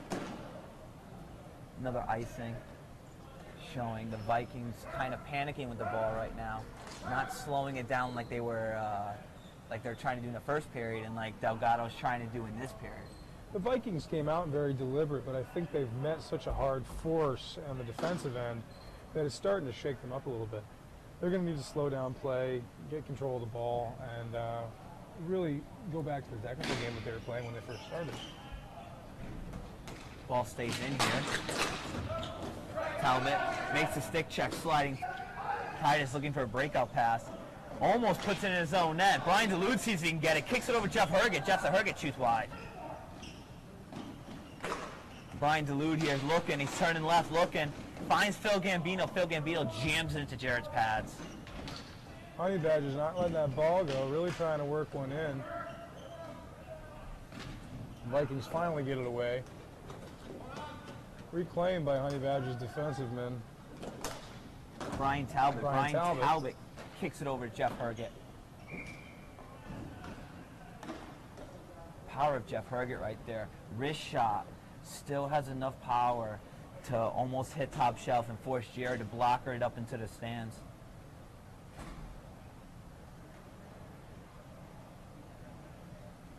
That really powerful shot seems like it can be a help and also a hindrance, depending on the night. Absolutely. They're trying to slow the game up, and Jeff Herget's taking these long shots, which may not help slow the game, but his shot almost goes in there. Phil Gambino, Brian Delude puts it up and over the net, gives it back to Jeff Herget off the glass. Jeff Herget takes a shot, puts it into Jared's chest, where he will eat it and hold it for a whistle.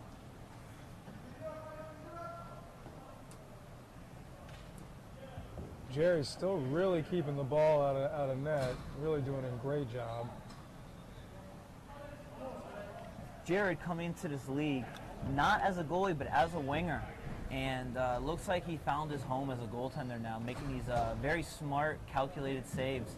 As if you look to the opposite, Brian Herget, he's been making a lot of sporadic saves and a lot of these highlight reel level saves, people call them. And they're both working, they're both doing good, holding a 1-1 game. And there's an argument of what looks to be lines, and they're trying to get their lines reset. Center set in and give it over to Jimmy DeLube, who's not ready. He's going to run it into his defensive zone. Throws it over to to James. James just chips into zones, allows LeBlanc to catch it. Here, loud and clear, Jimmy Delude calling for the ball to try to confuse 12 Gray, Joe Mentone. Joe Mentone gets the ball back around from 55, gives it over to Swan. Swan lazily flips it over to the corner. Joey Delgado slows it down, finds Jimmy. Jimmy finds Dan. Dan turns on his jets. He took a peek over to Frankie and does not get to Frankie in time. Puts it in the corner and Frankie digs it out. Almost gives it to LeBlanc.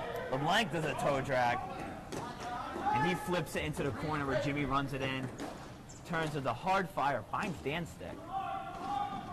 Swan gives it back to LeBlanc, but Frankie powers through and gets his own ball. He throws it over and Jared plays catch with him. Dumps it out and into the away bench of the Vikings. We got 5:47 here in the second period.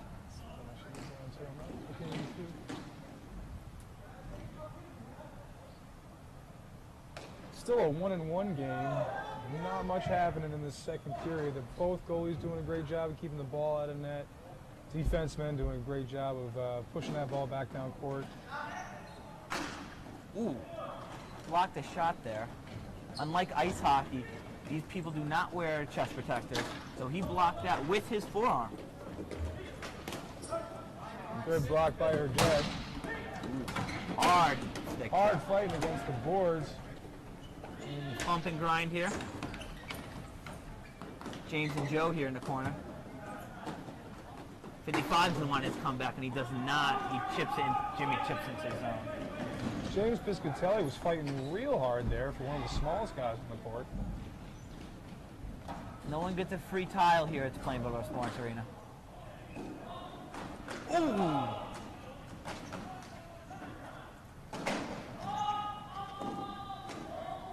It's starting to turn physical here as a 1-1 game. Yeah, the last minute or so, the heat has really been turned up on this game. These guys are really starting to bang into each other, fight for the ball a bit harder. They can feel the breakaway. 55. He gets a shot and gets kicked out to the side. 55. 55 was Corey. It is. He's not Corey. Oh. He is somebody. I'm assuming they picked up last second, or somebody who is not here on our roster. Again, we go back to mention how they do change jerseys and shirts on everybody on a somewhat regular basis. Try our best to keep track of them. Slap shot at Herget.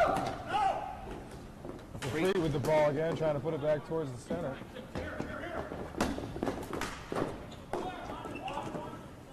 LeBlanc here, you're going to see him tee up for a slap shot.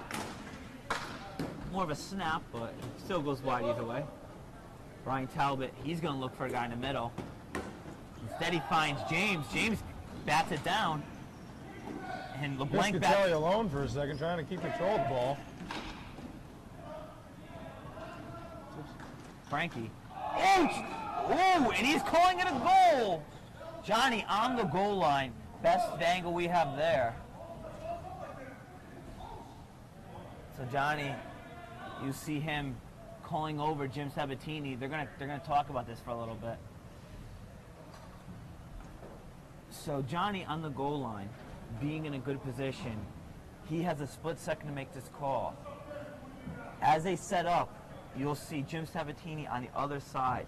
He has a less obstructive view than Johnny, but he doesn't have the angle Johnny has. So they're almost piecing this together as a video editor would. And it's a long conversation, and they're going to go to the scorekeeper. Scorekeeper, a third angle. She is sitting about 6 feet up from the boards, and she's looking down on the play. You really have to appreciate how hard of a decision this must have been for them to involve all three people. And when we're playing deck hockey, we're talking about much lower scores, so each goal really, really matters. We're talking about the difference between a 1-1 game and a 2-1 game going into the end of the second period. And we're calling it a goal. Calling it a goal for the Honey Badgers. Glenn Diaz giving a little lip. Johnny, being a tournament player, understanding what's going on, he wants to talk to these players and explain what he sees. Even though they're not going to like it, you see him throwing his hands up. He's saying, look, this is my explanation. If you don't like it, you gotta take it. Sometimes the official's job is the hardest job here. 3:46 as they continue to plead his case in the second period. Matt Herget looks back at the clock, just desperately just wanting to go home. Johnny heard enough of it, drops the ball. I really think they'd rather have their momentum than fight it out like that. Neves, will always see him running at 100%. Neves has been working really hard tonight. I've noticed that on every play. Anytime the ball comes near him, every time it's a breakaway, he's running for it. 2 quick pops. Corey wants another look at that. Herget really doing everything he can to maintain control of that goal. This is right when they want to score another one, keep those scores tied up, so they can push into the third period and hopefully pick up another one. Gonna break the fourth wall with everybody here. John Vendetti gives me a quick look up, knowing I'm a referee myself. Oh, he scores! Glenn Heck Diaz. of a goal from inside the face-off circle. John Giving Vendetti Johnny a little hard time. still can't win. Beautiful goal by Glenn Diaz. Slap shot right at the top of the slot, top of the line. Excuse me. Top of the point. He takes the slap shot. Starting to really see these guys' fur go up. I think that going into the third period, we're going to see a lot more aggressive play.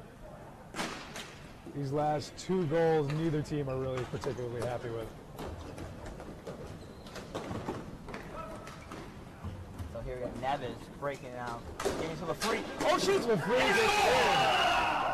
Neves to Lafrite. Neves with the assist. Lafrite was right there to pass it right into the goal.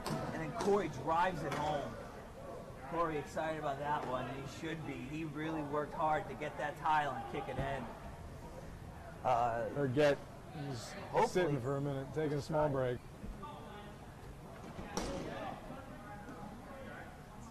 Just a little more than 3 minutes left in the period. Score is 2-3 Vikings.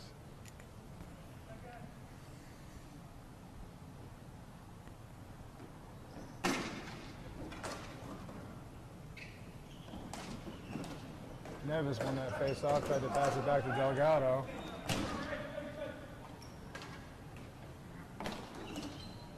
Gambino gives it to Delu. Delu can't handle it, tips it over to Titus. Titus gives it back to Gambino. They try to give it back to Delu. And Titus still keeps control. Off Joey's foot. He's going to try to control this in his zone now, and he will. Joey really likes to slow the ball down as soon as he gets it. Take stock of where his players are. Give himself a chance to make a smart play. Couldn't agree with you more. Joey is probably one of the seasoned people playing ball hockey in many different states, from Connecticut to New York to California. So he has many different styles under his belt, and you're going to see him use almost a mixture of this, like a Big shot from Delgado from the corner. Duluth gives it over to Gambino. Gambino this time can't handle it. Delayed offside, so you're going to see Black touch up. Corey shoots it offside. He's just tired. He looks like he just wants to end. Playing ping pong now, where Jimmy Duluth, he wants to change, so he'd slap shot today. Oh, and we're just gonna. Oh, nope, we're not. Jeff Herget here. Fighting at the goal between Herget and Lafrite. Jeff Herget here wants to run through a brick wall, and he's gonna try. Battle here in the corner. Jeff Herget takes time to look up, makes himself some room. Herget wants it real bad. He wants to put that ball in the net. He's been fighting for it every time it comes near him.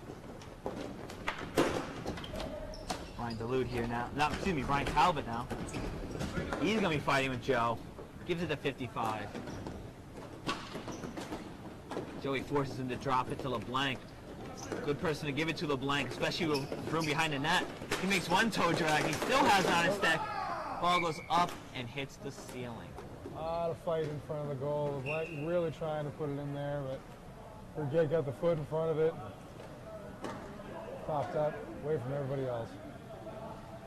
Joe Matone here and Brian Talbot giving each other a pat in the back, understanding it's a hard-fought war they're playing right now. Set up now with exactly a minute left. This is going to be a very important minute here to get the Vikings some momentum. Vikings have been really great about maintaining the control of the ball during the face-off, keeping it in their own scoring position. As we saw with their last goal, it came right out of the face-off circle. Joe McComb gets a sliding block of Brian DeLue, gives it over to Swan. Second play. Gets another look at it. Cliff now. He's running out of room. He finds James, can't connect with him. Glenn Diaz, excuse me. Just keeping the pressure inside. This is the momentum that Vikings were looking for all first period. LeBlanc is going to slow it down, flips it over to 55, where Brian Talbot's going to work and put it into Glenn Diaz. Icing with 9 seconds to go. We're going to see how the Honey Badger responds. 3-2 going into the end of the second period. A lot of these guys playing extremely hard.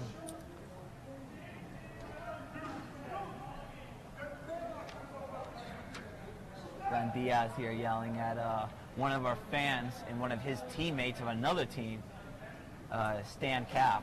Face off, 8 seconds left. Lines down, big Another shots slap being taken shot. by every Honey Badger to get the ball. End of period here. 3-2 going into the third period. Another period in the books and another hard-fought period. Herget taking a nice slow walk. Jared still working some pep in his step.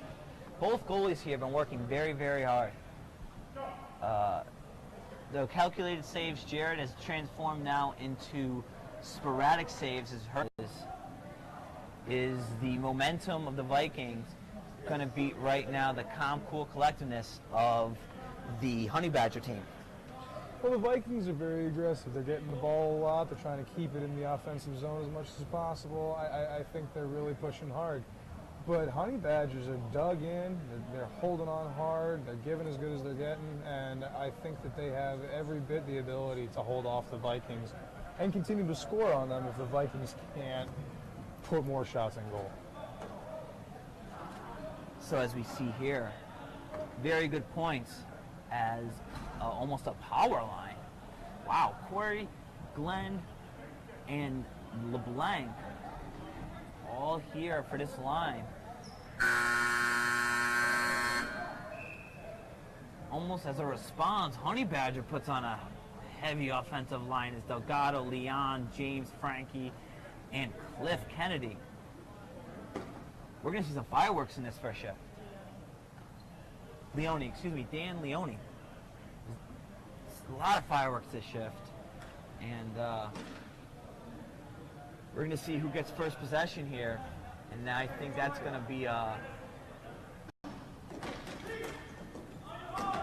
face off in the corner with LeBlanc and Frankie. Frankie still can't stop running. He's got his Jets have all the fuel in it. James kicks it over to Dan, and Frankie cannot get his feet on it. Frankie Chiote's a rookie this year. Probably one of the youngest people on the court at the moment. Does still have quite a bit of energy. He's running around, really trying to make a play happen. To almost have an NHL level scouting report. The student at Quinnipiac right now. Quinnipiac, the college right now, is farming hockey players. As fourth in the nation, and last 2 seasons having the most wins in their respective divisions. So Frankie is amongst good company in Quinnipiac, and you see the skill is rubbing off on him as he's getting multiple shot attempts. James getting the ball, sees Frankie, hits Frankie. Frankie did not get a good shot on that one, but give Dan a chance. Dan gets deflected by Glenn Diaz. Piscatelli fighting hard for the ball against Platamuro. Herget with the ball again, trying to ditch it off. Finds Frankie. Chiote hits a shot, blocked. Piscatelli here gets a couple pops at it, throws it up and over, still has it on his stick. Dan Leone's here. It's LeBlanc as he just stands there and takes it.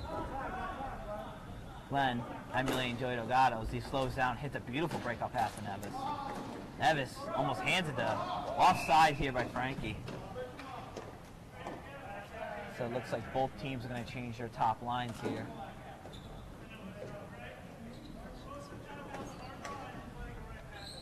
Big push in that first minute and change. A lot of energy still from both sides going into the beginning of this third period. Currently 3-2. So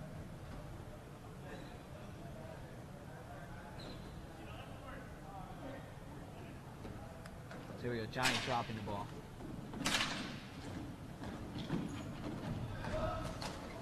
Herget's still showing a lot of energy. Tough to say after 2 tough games that he had.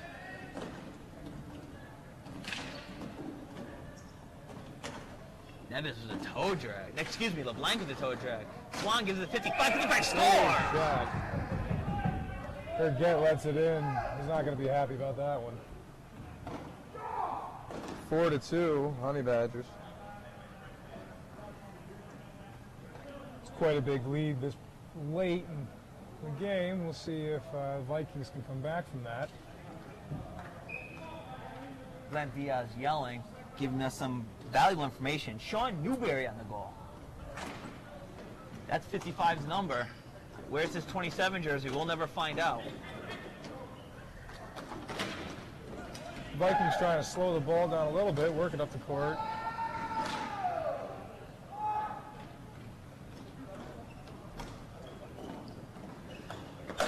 Jeff Herget. Oh, Jeff Herget scores! Looked like a harmless slap shot. Herget's found out a goal. Curves in the net. No, I don't think Jared had even a good look at it. Herget looked to be dumping it into the corner. Instead, finds it inside the post. Makes it 3-4. Honey Badgers, or Vikings. Thank you. Vikings 4-3.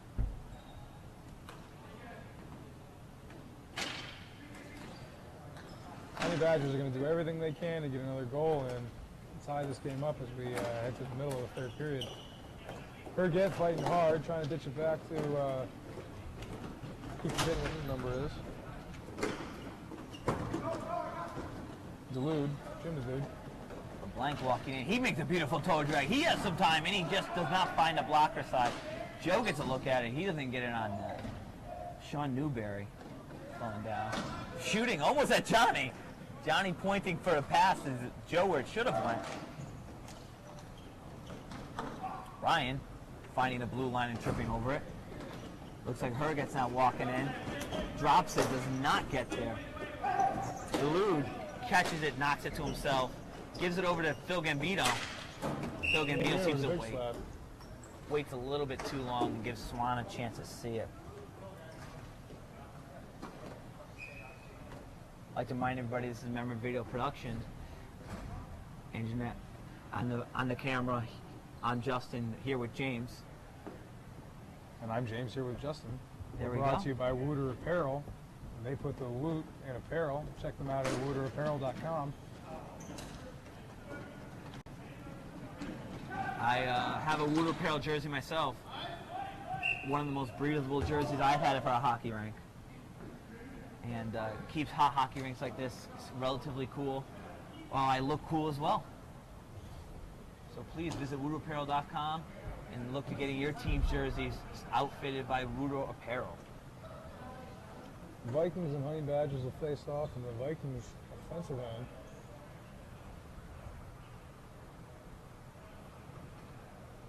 Glenn creeping in. He wants that slap shot. Will not get a look at it as Jeff Herget doing Herget. everything he can to bring the ball down court. Big slap shot, big stop. Jared's not going to let that look go twice. As he gets this wraparound, tries to stuff it in. He finds his foot. Jeff Herget cannot put that one in. Herget just can't seem to connect with the shot. Jerry's been keeping everything out. Anything that he's been getting close has been blocked by other defenders.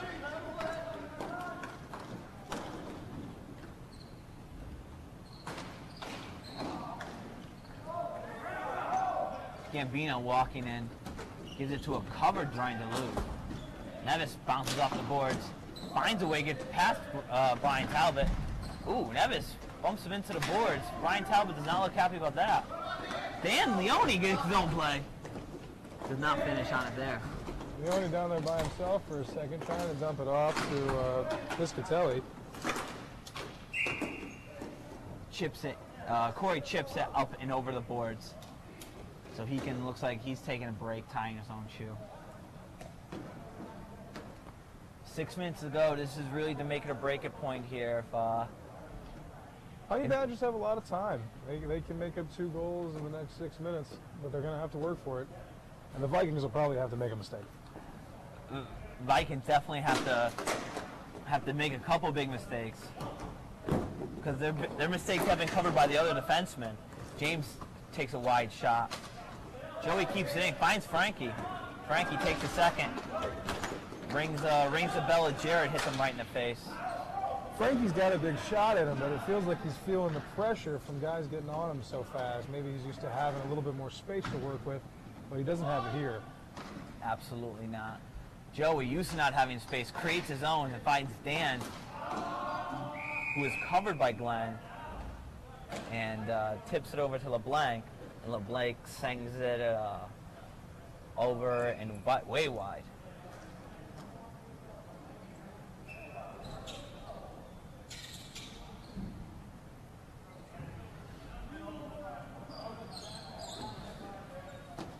Face off in the zone of the Vikings here. Swan and Dane Leone. Dane Leone, I would guess you say technically. Back to LeBlanc, just going to dim it off.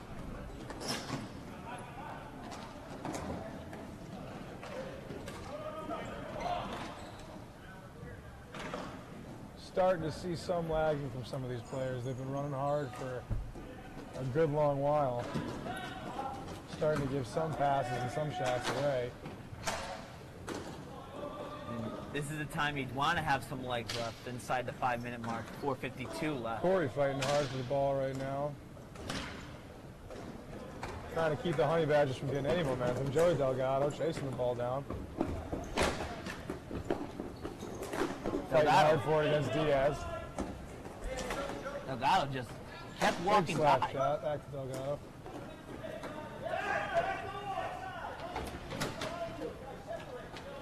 Delgado dancing with it still and not finding room, but not losing the ball either. Gives it over to Jimmy DeLue. Jimmy DeLue shoots and scores!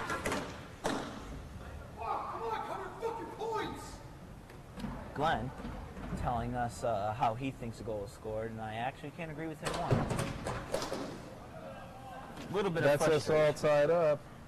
4 minutes, 20 seconds left in the third period. Whole game just changed. What do you think, Justin? The whole dynamic change, and the fact Glenn Diaz is visibly frustrated with his team, I think is going to be important to see if the team can bounce back from that.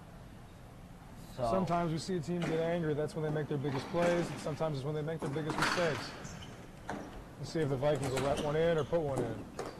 Titus trying to get the ball out of their offensive area. It's also something to say that Jared let in 2 long shots. Is that a weakness of him, or is that a weakness of his points? Unfortunately, we have too small of a sample size to tell you. But I bet you, knowing plenty of goalies, talking to many goalies, those are the goals that are always going to haunt you at night. Game seemed to slow down a little as the morale of the Vikings kind of got hurt by that last goal. I think their morale got hurt, but I think they're also trying to take a second to get control, which Honey Badger really trying to keep them from having. We got her get out here, trying to grab a hold of the ball, push right back to him to see if we can make something out of him. Trying to take the lead here. Neither team giving an inch, though. It is definitely a hard-fought war.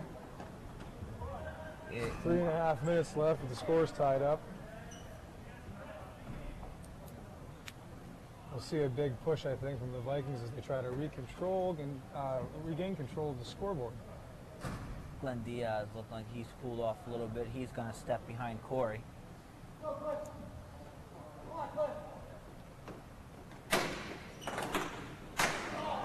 Oh, deflected somewhere. The Freak gets the ball poked away by Brian Talbot. Corey's forced to reset. Corey trying to slow the ball down, find somebody to give it to who's in good position to score. They're making big, wide dives now for the ball. Almost trying to preempt a goal before it even happens. It is a big push there by Brian Talbot to give Matt Herget the room to make that cover up. 3:11 here. We're switching Titus for LeBlanc, so I'm only going to assume he's going to get the slap shot right here. Let's see what happens. We have Gambino and Corey here in the faceoff. Gambino winning the faceoff, so I guess we'll never know. Now it's another foot race. Jeff Herget and Glenn Diaz. Jeff makes it, and oh, Brian Talbot almost finds the farthest point of the post. Herget looking, slowing down. They're trying to bring the ball center, find somebody to dump it off to. Here comes Brian Talbot with the shot. Cliff Kennedy blocking it for the Vikings. Neves has a lot of room. Passes, I think, a little too early. Corey keeps it in, though. Gives it back to Neves for a look. Deflects off Brian Talbot and stays, face-off stays inside. Neves taking that aggression from the last goal right into his play at the moment. Clearly looking like he's just ready to blow his top a little bit. And almost perfectly smoothly, we are trading tournament-level players for referees here. John Vendetti leaving for John Morak. John Morak, captain of a lot of teams. Unfortunately, I don't know his accolades, and I wish I did. You're going to see just as good of officiating from John Morak as you did from John Vendetti. Timeout here by the Vikings. And Vendetti already took all the heat for this game. 2 hard calls. Didn't make either team happy in the beginning period. he definitely got the lip here. And I think, in my reffing opinion, both calls were good calls. I don't have the angle to be able to argue either side. And the argument here for, the argument for Gray's goal, Vikings, they wanted a penalty for interference, which I think you're not going to call in this division.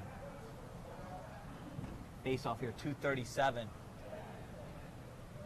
Shot Score is goalies. tied still. Not a lot of game time left for one of these teams to take a win. You see Corey fighting for it. No icing here. No icing, open ball. Piscatelli runs down for it, wins the foot race.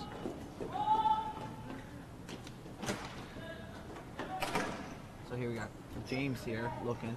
Trying to Finds bring it Frankie. to Chiotti. Uh-oh. LaFreed here kicks over Neves. Neves fans on the shot. Neves was almost just a little bit ahead of that pass. Blank trying to take on 2 offensemen at the moment. Here we go, Corey. Corey taking the ball down, big slap shot.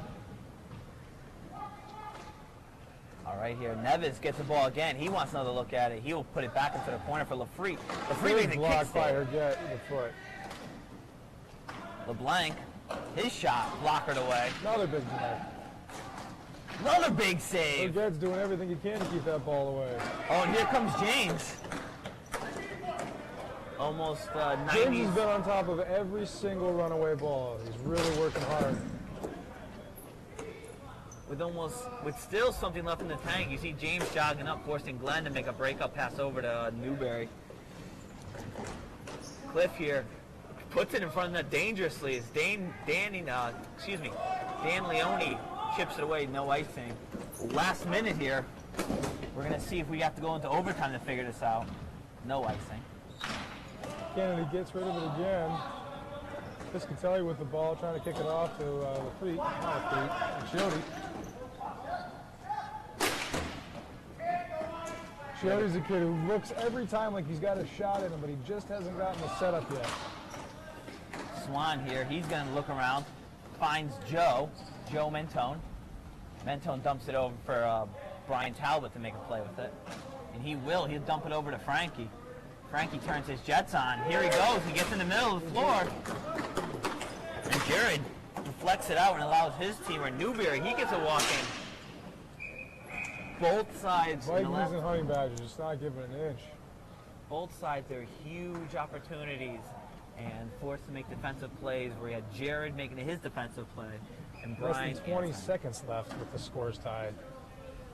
We're going to see these last 15 if we're going to have to go into a 3-minute overtime here in Plainville.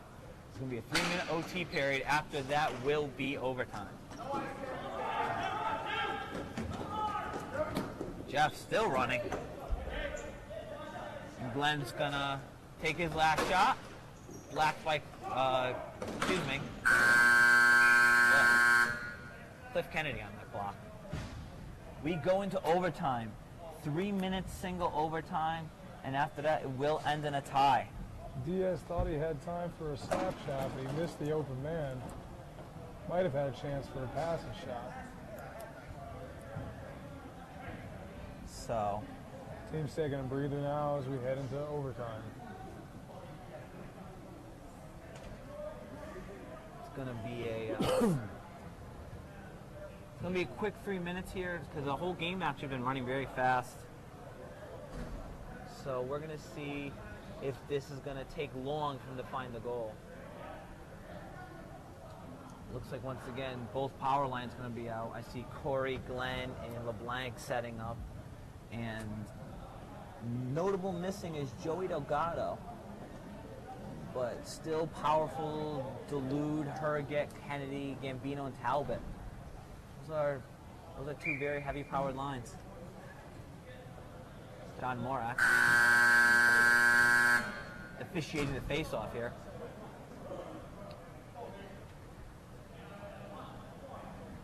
LeBlanc and Gambino on the face-off. We got some free hockey, ladies and gentlemen. 3 minutes on the clock as we head into overtime. Should be an exciting 3 minutes. All tied up. Vikings, Honey Badgers.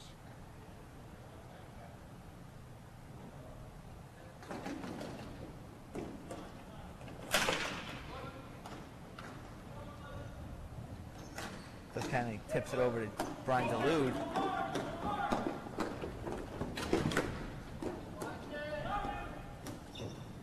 Come LeBlanc, gives it to Corey. Corey cannot get his stick on it. Puts face off deep early in this overtime period.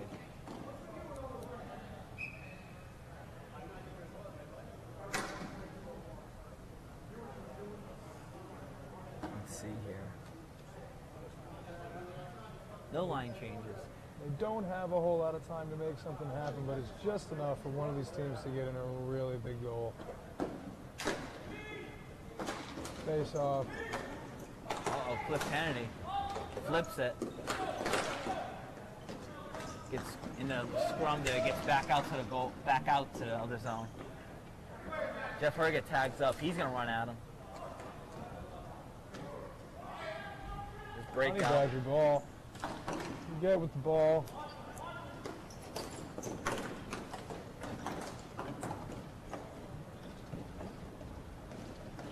There comes a free. Keeps the ball on his stick. No one ran for him though, so it gets dumped out harmlessly to Brian Dulude, where he gets a chance. Hits Jeff Herget. Jeff Herget takes a shot, kicked away by Jared. Looks like some jitters here as two missed passes, one from each team. Drop pass from the fleet to Nevis. Uh-oh, doesn't get his hands on it.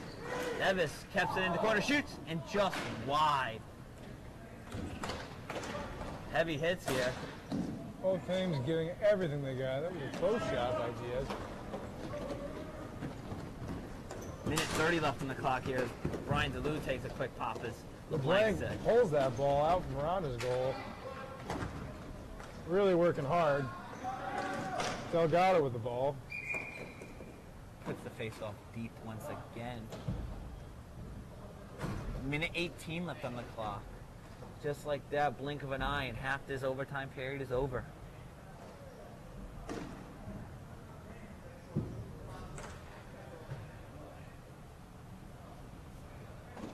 little bit of conversating here with the referees. Swan, Dan Leone. Let's see where that ball's going. All right, face-off stays low once again. Players really just starting to get frenetic as they try to put a goal into the next minute 13.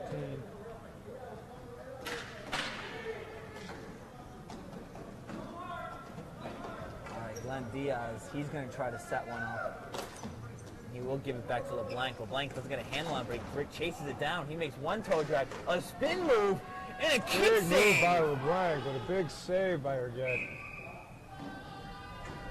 A beautiful He'll blow the move. whistle as he lays on the ball.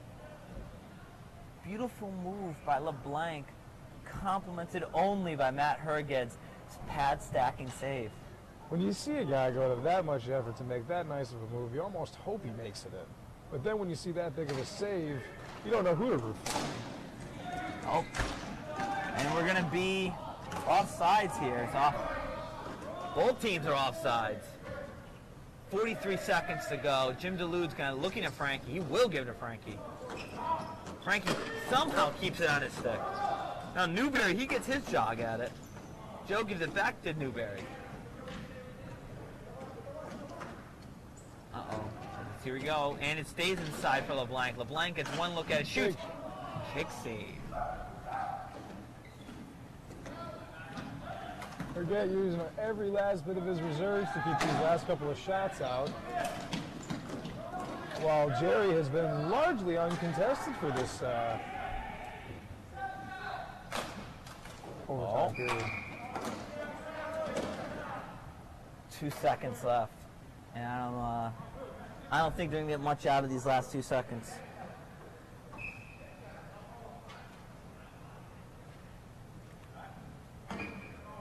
Let's see if they overload the line here.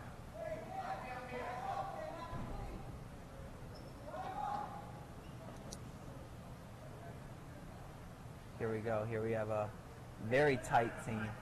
Tight face-off here. And nothing Keep that happened. ball from moving anywhere, and that's the game. Overtime didn't make any difference. Vikings Honey Badger tied 4-4 here at Pisa Arena. Thank you for joining us tonight, hockey fans. We have Justin and Anjanette here. I'm James Tiso. It's been a great experience. I look forward to being back with you here again. Thank you, Honey Badger and Vikings, for a great game. Everybody have a great night.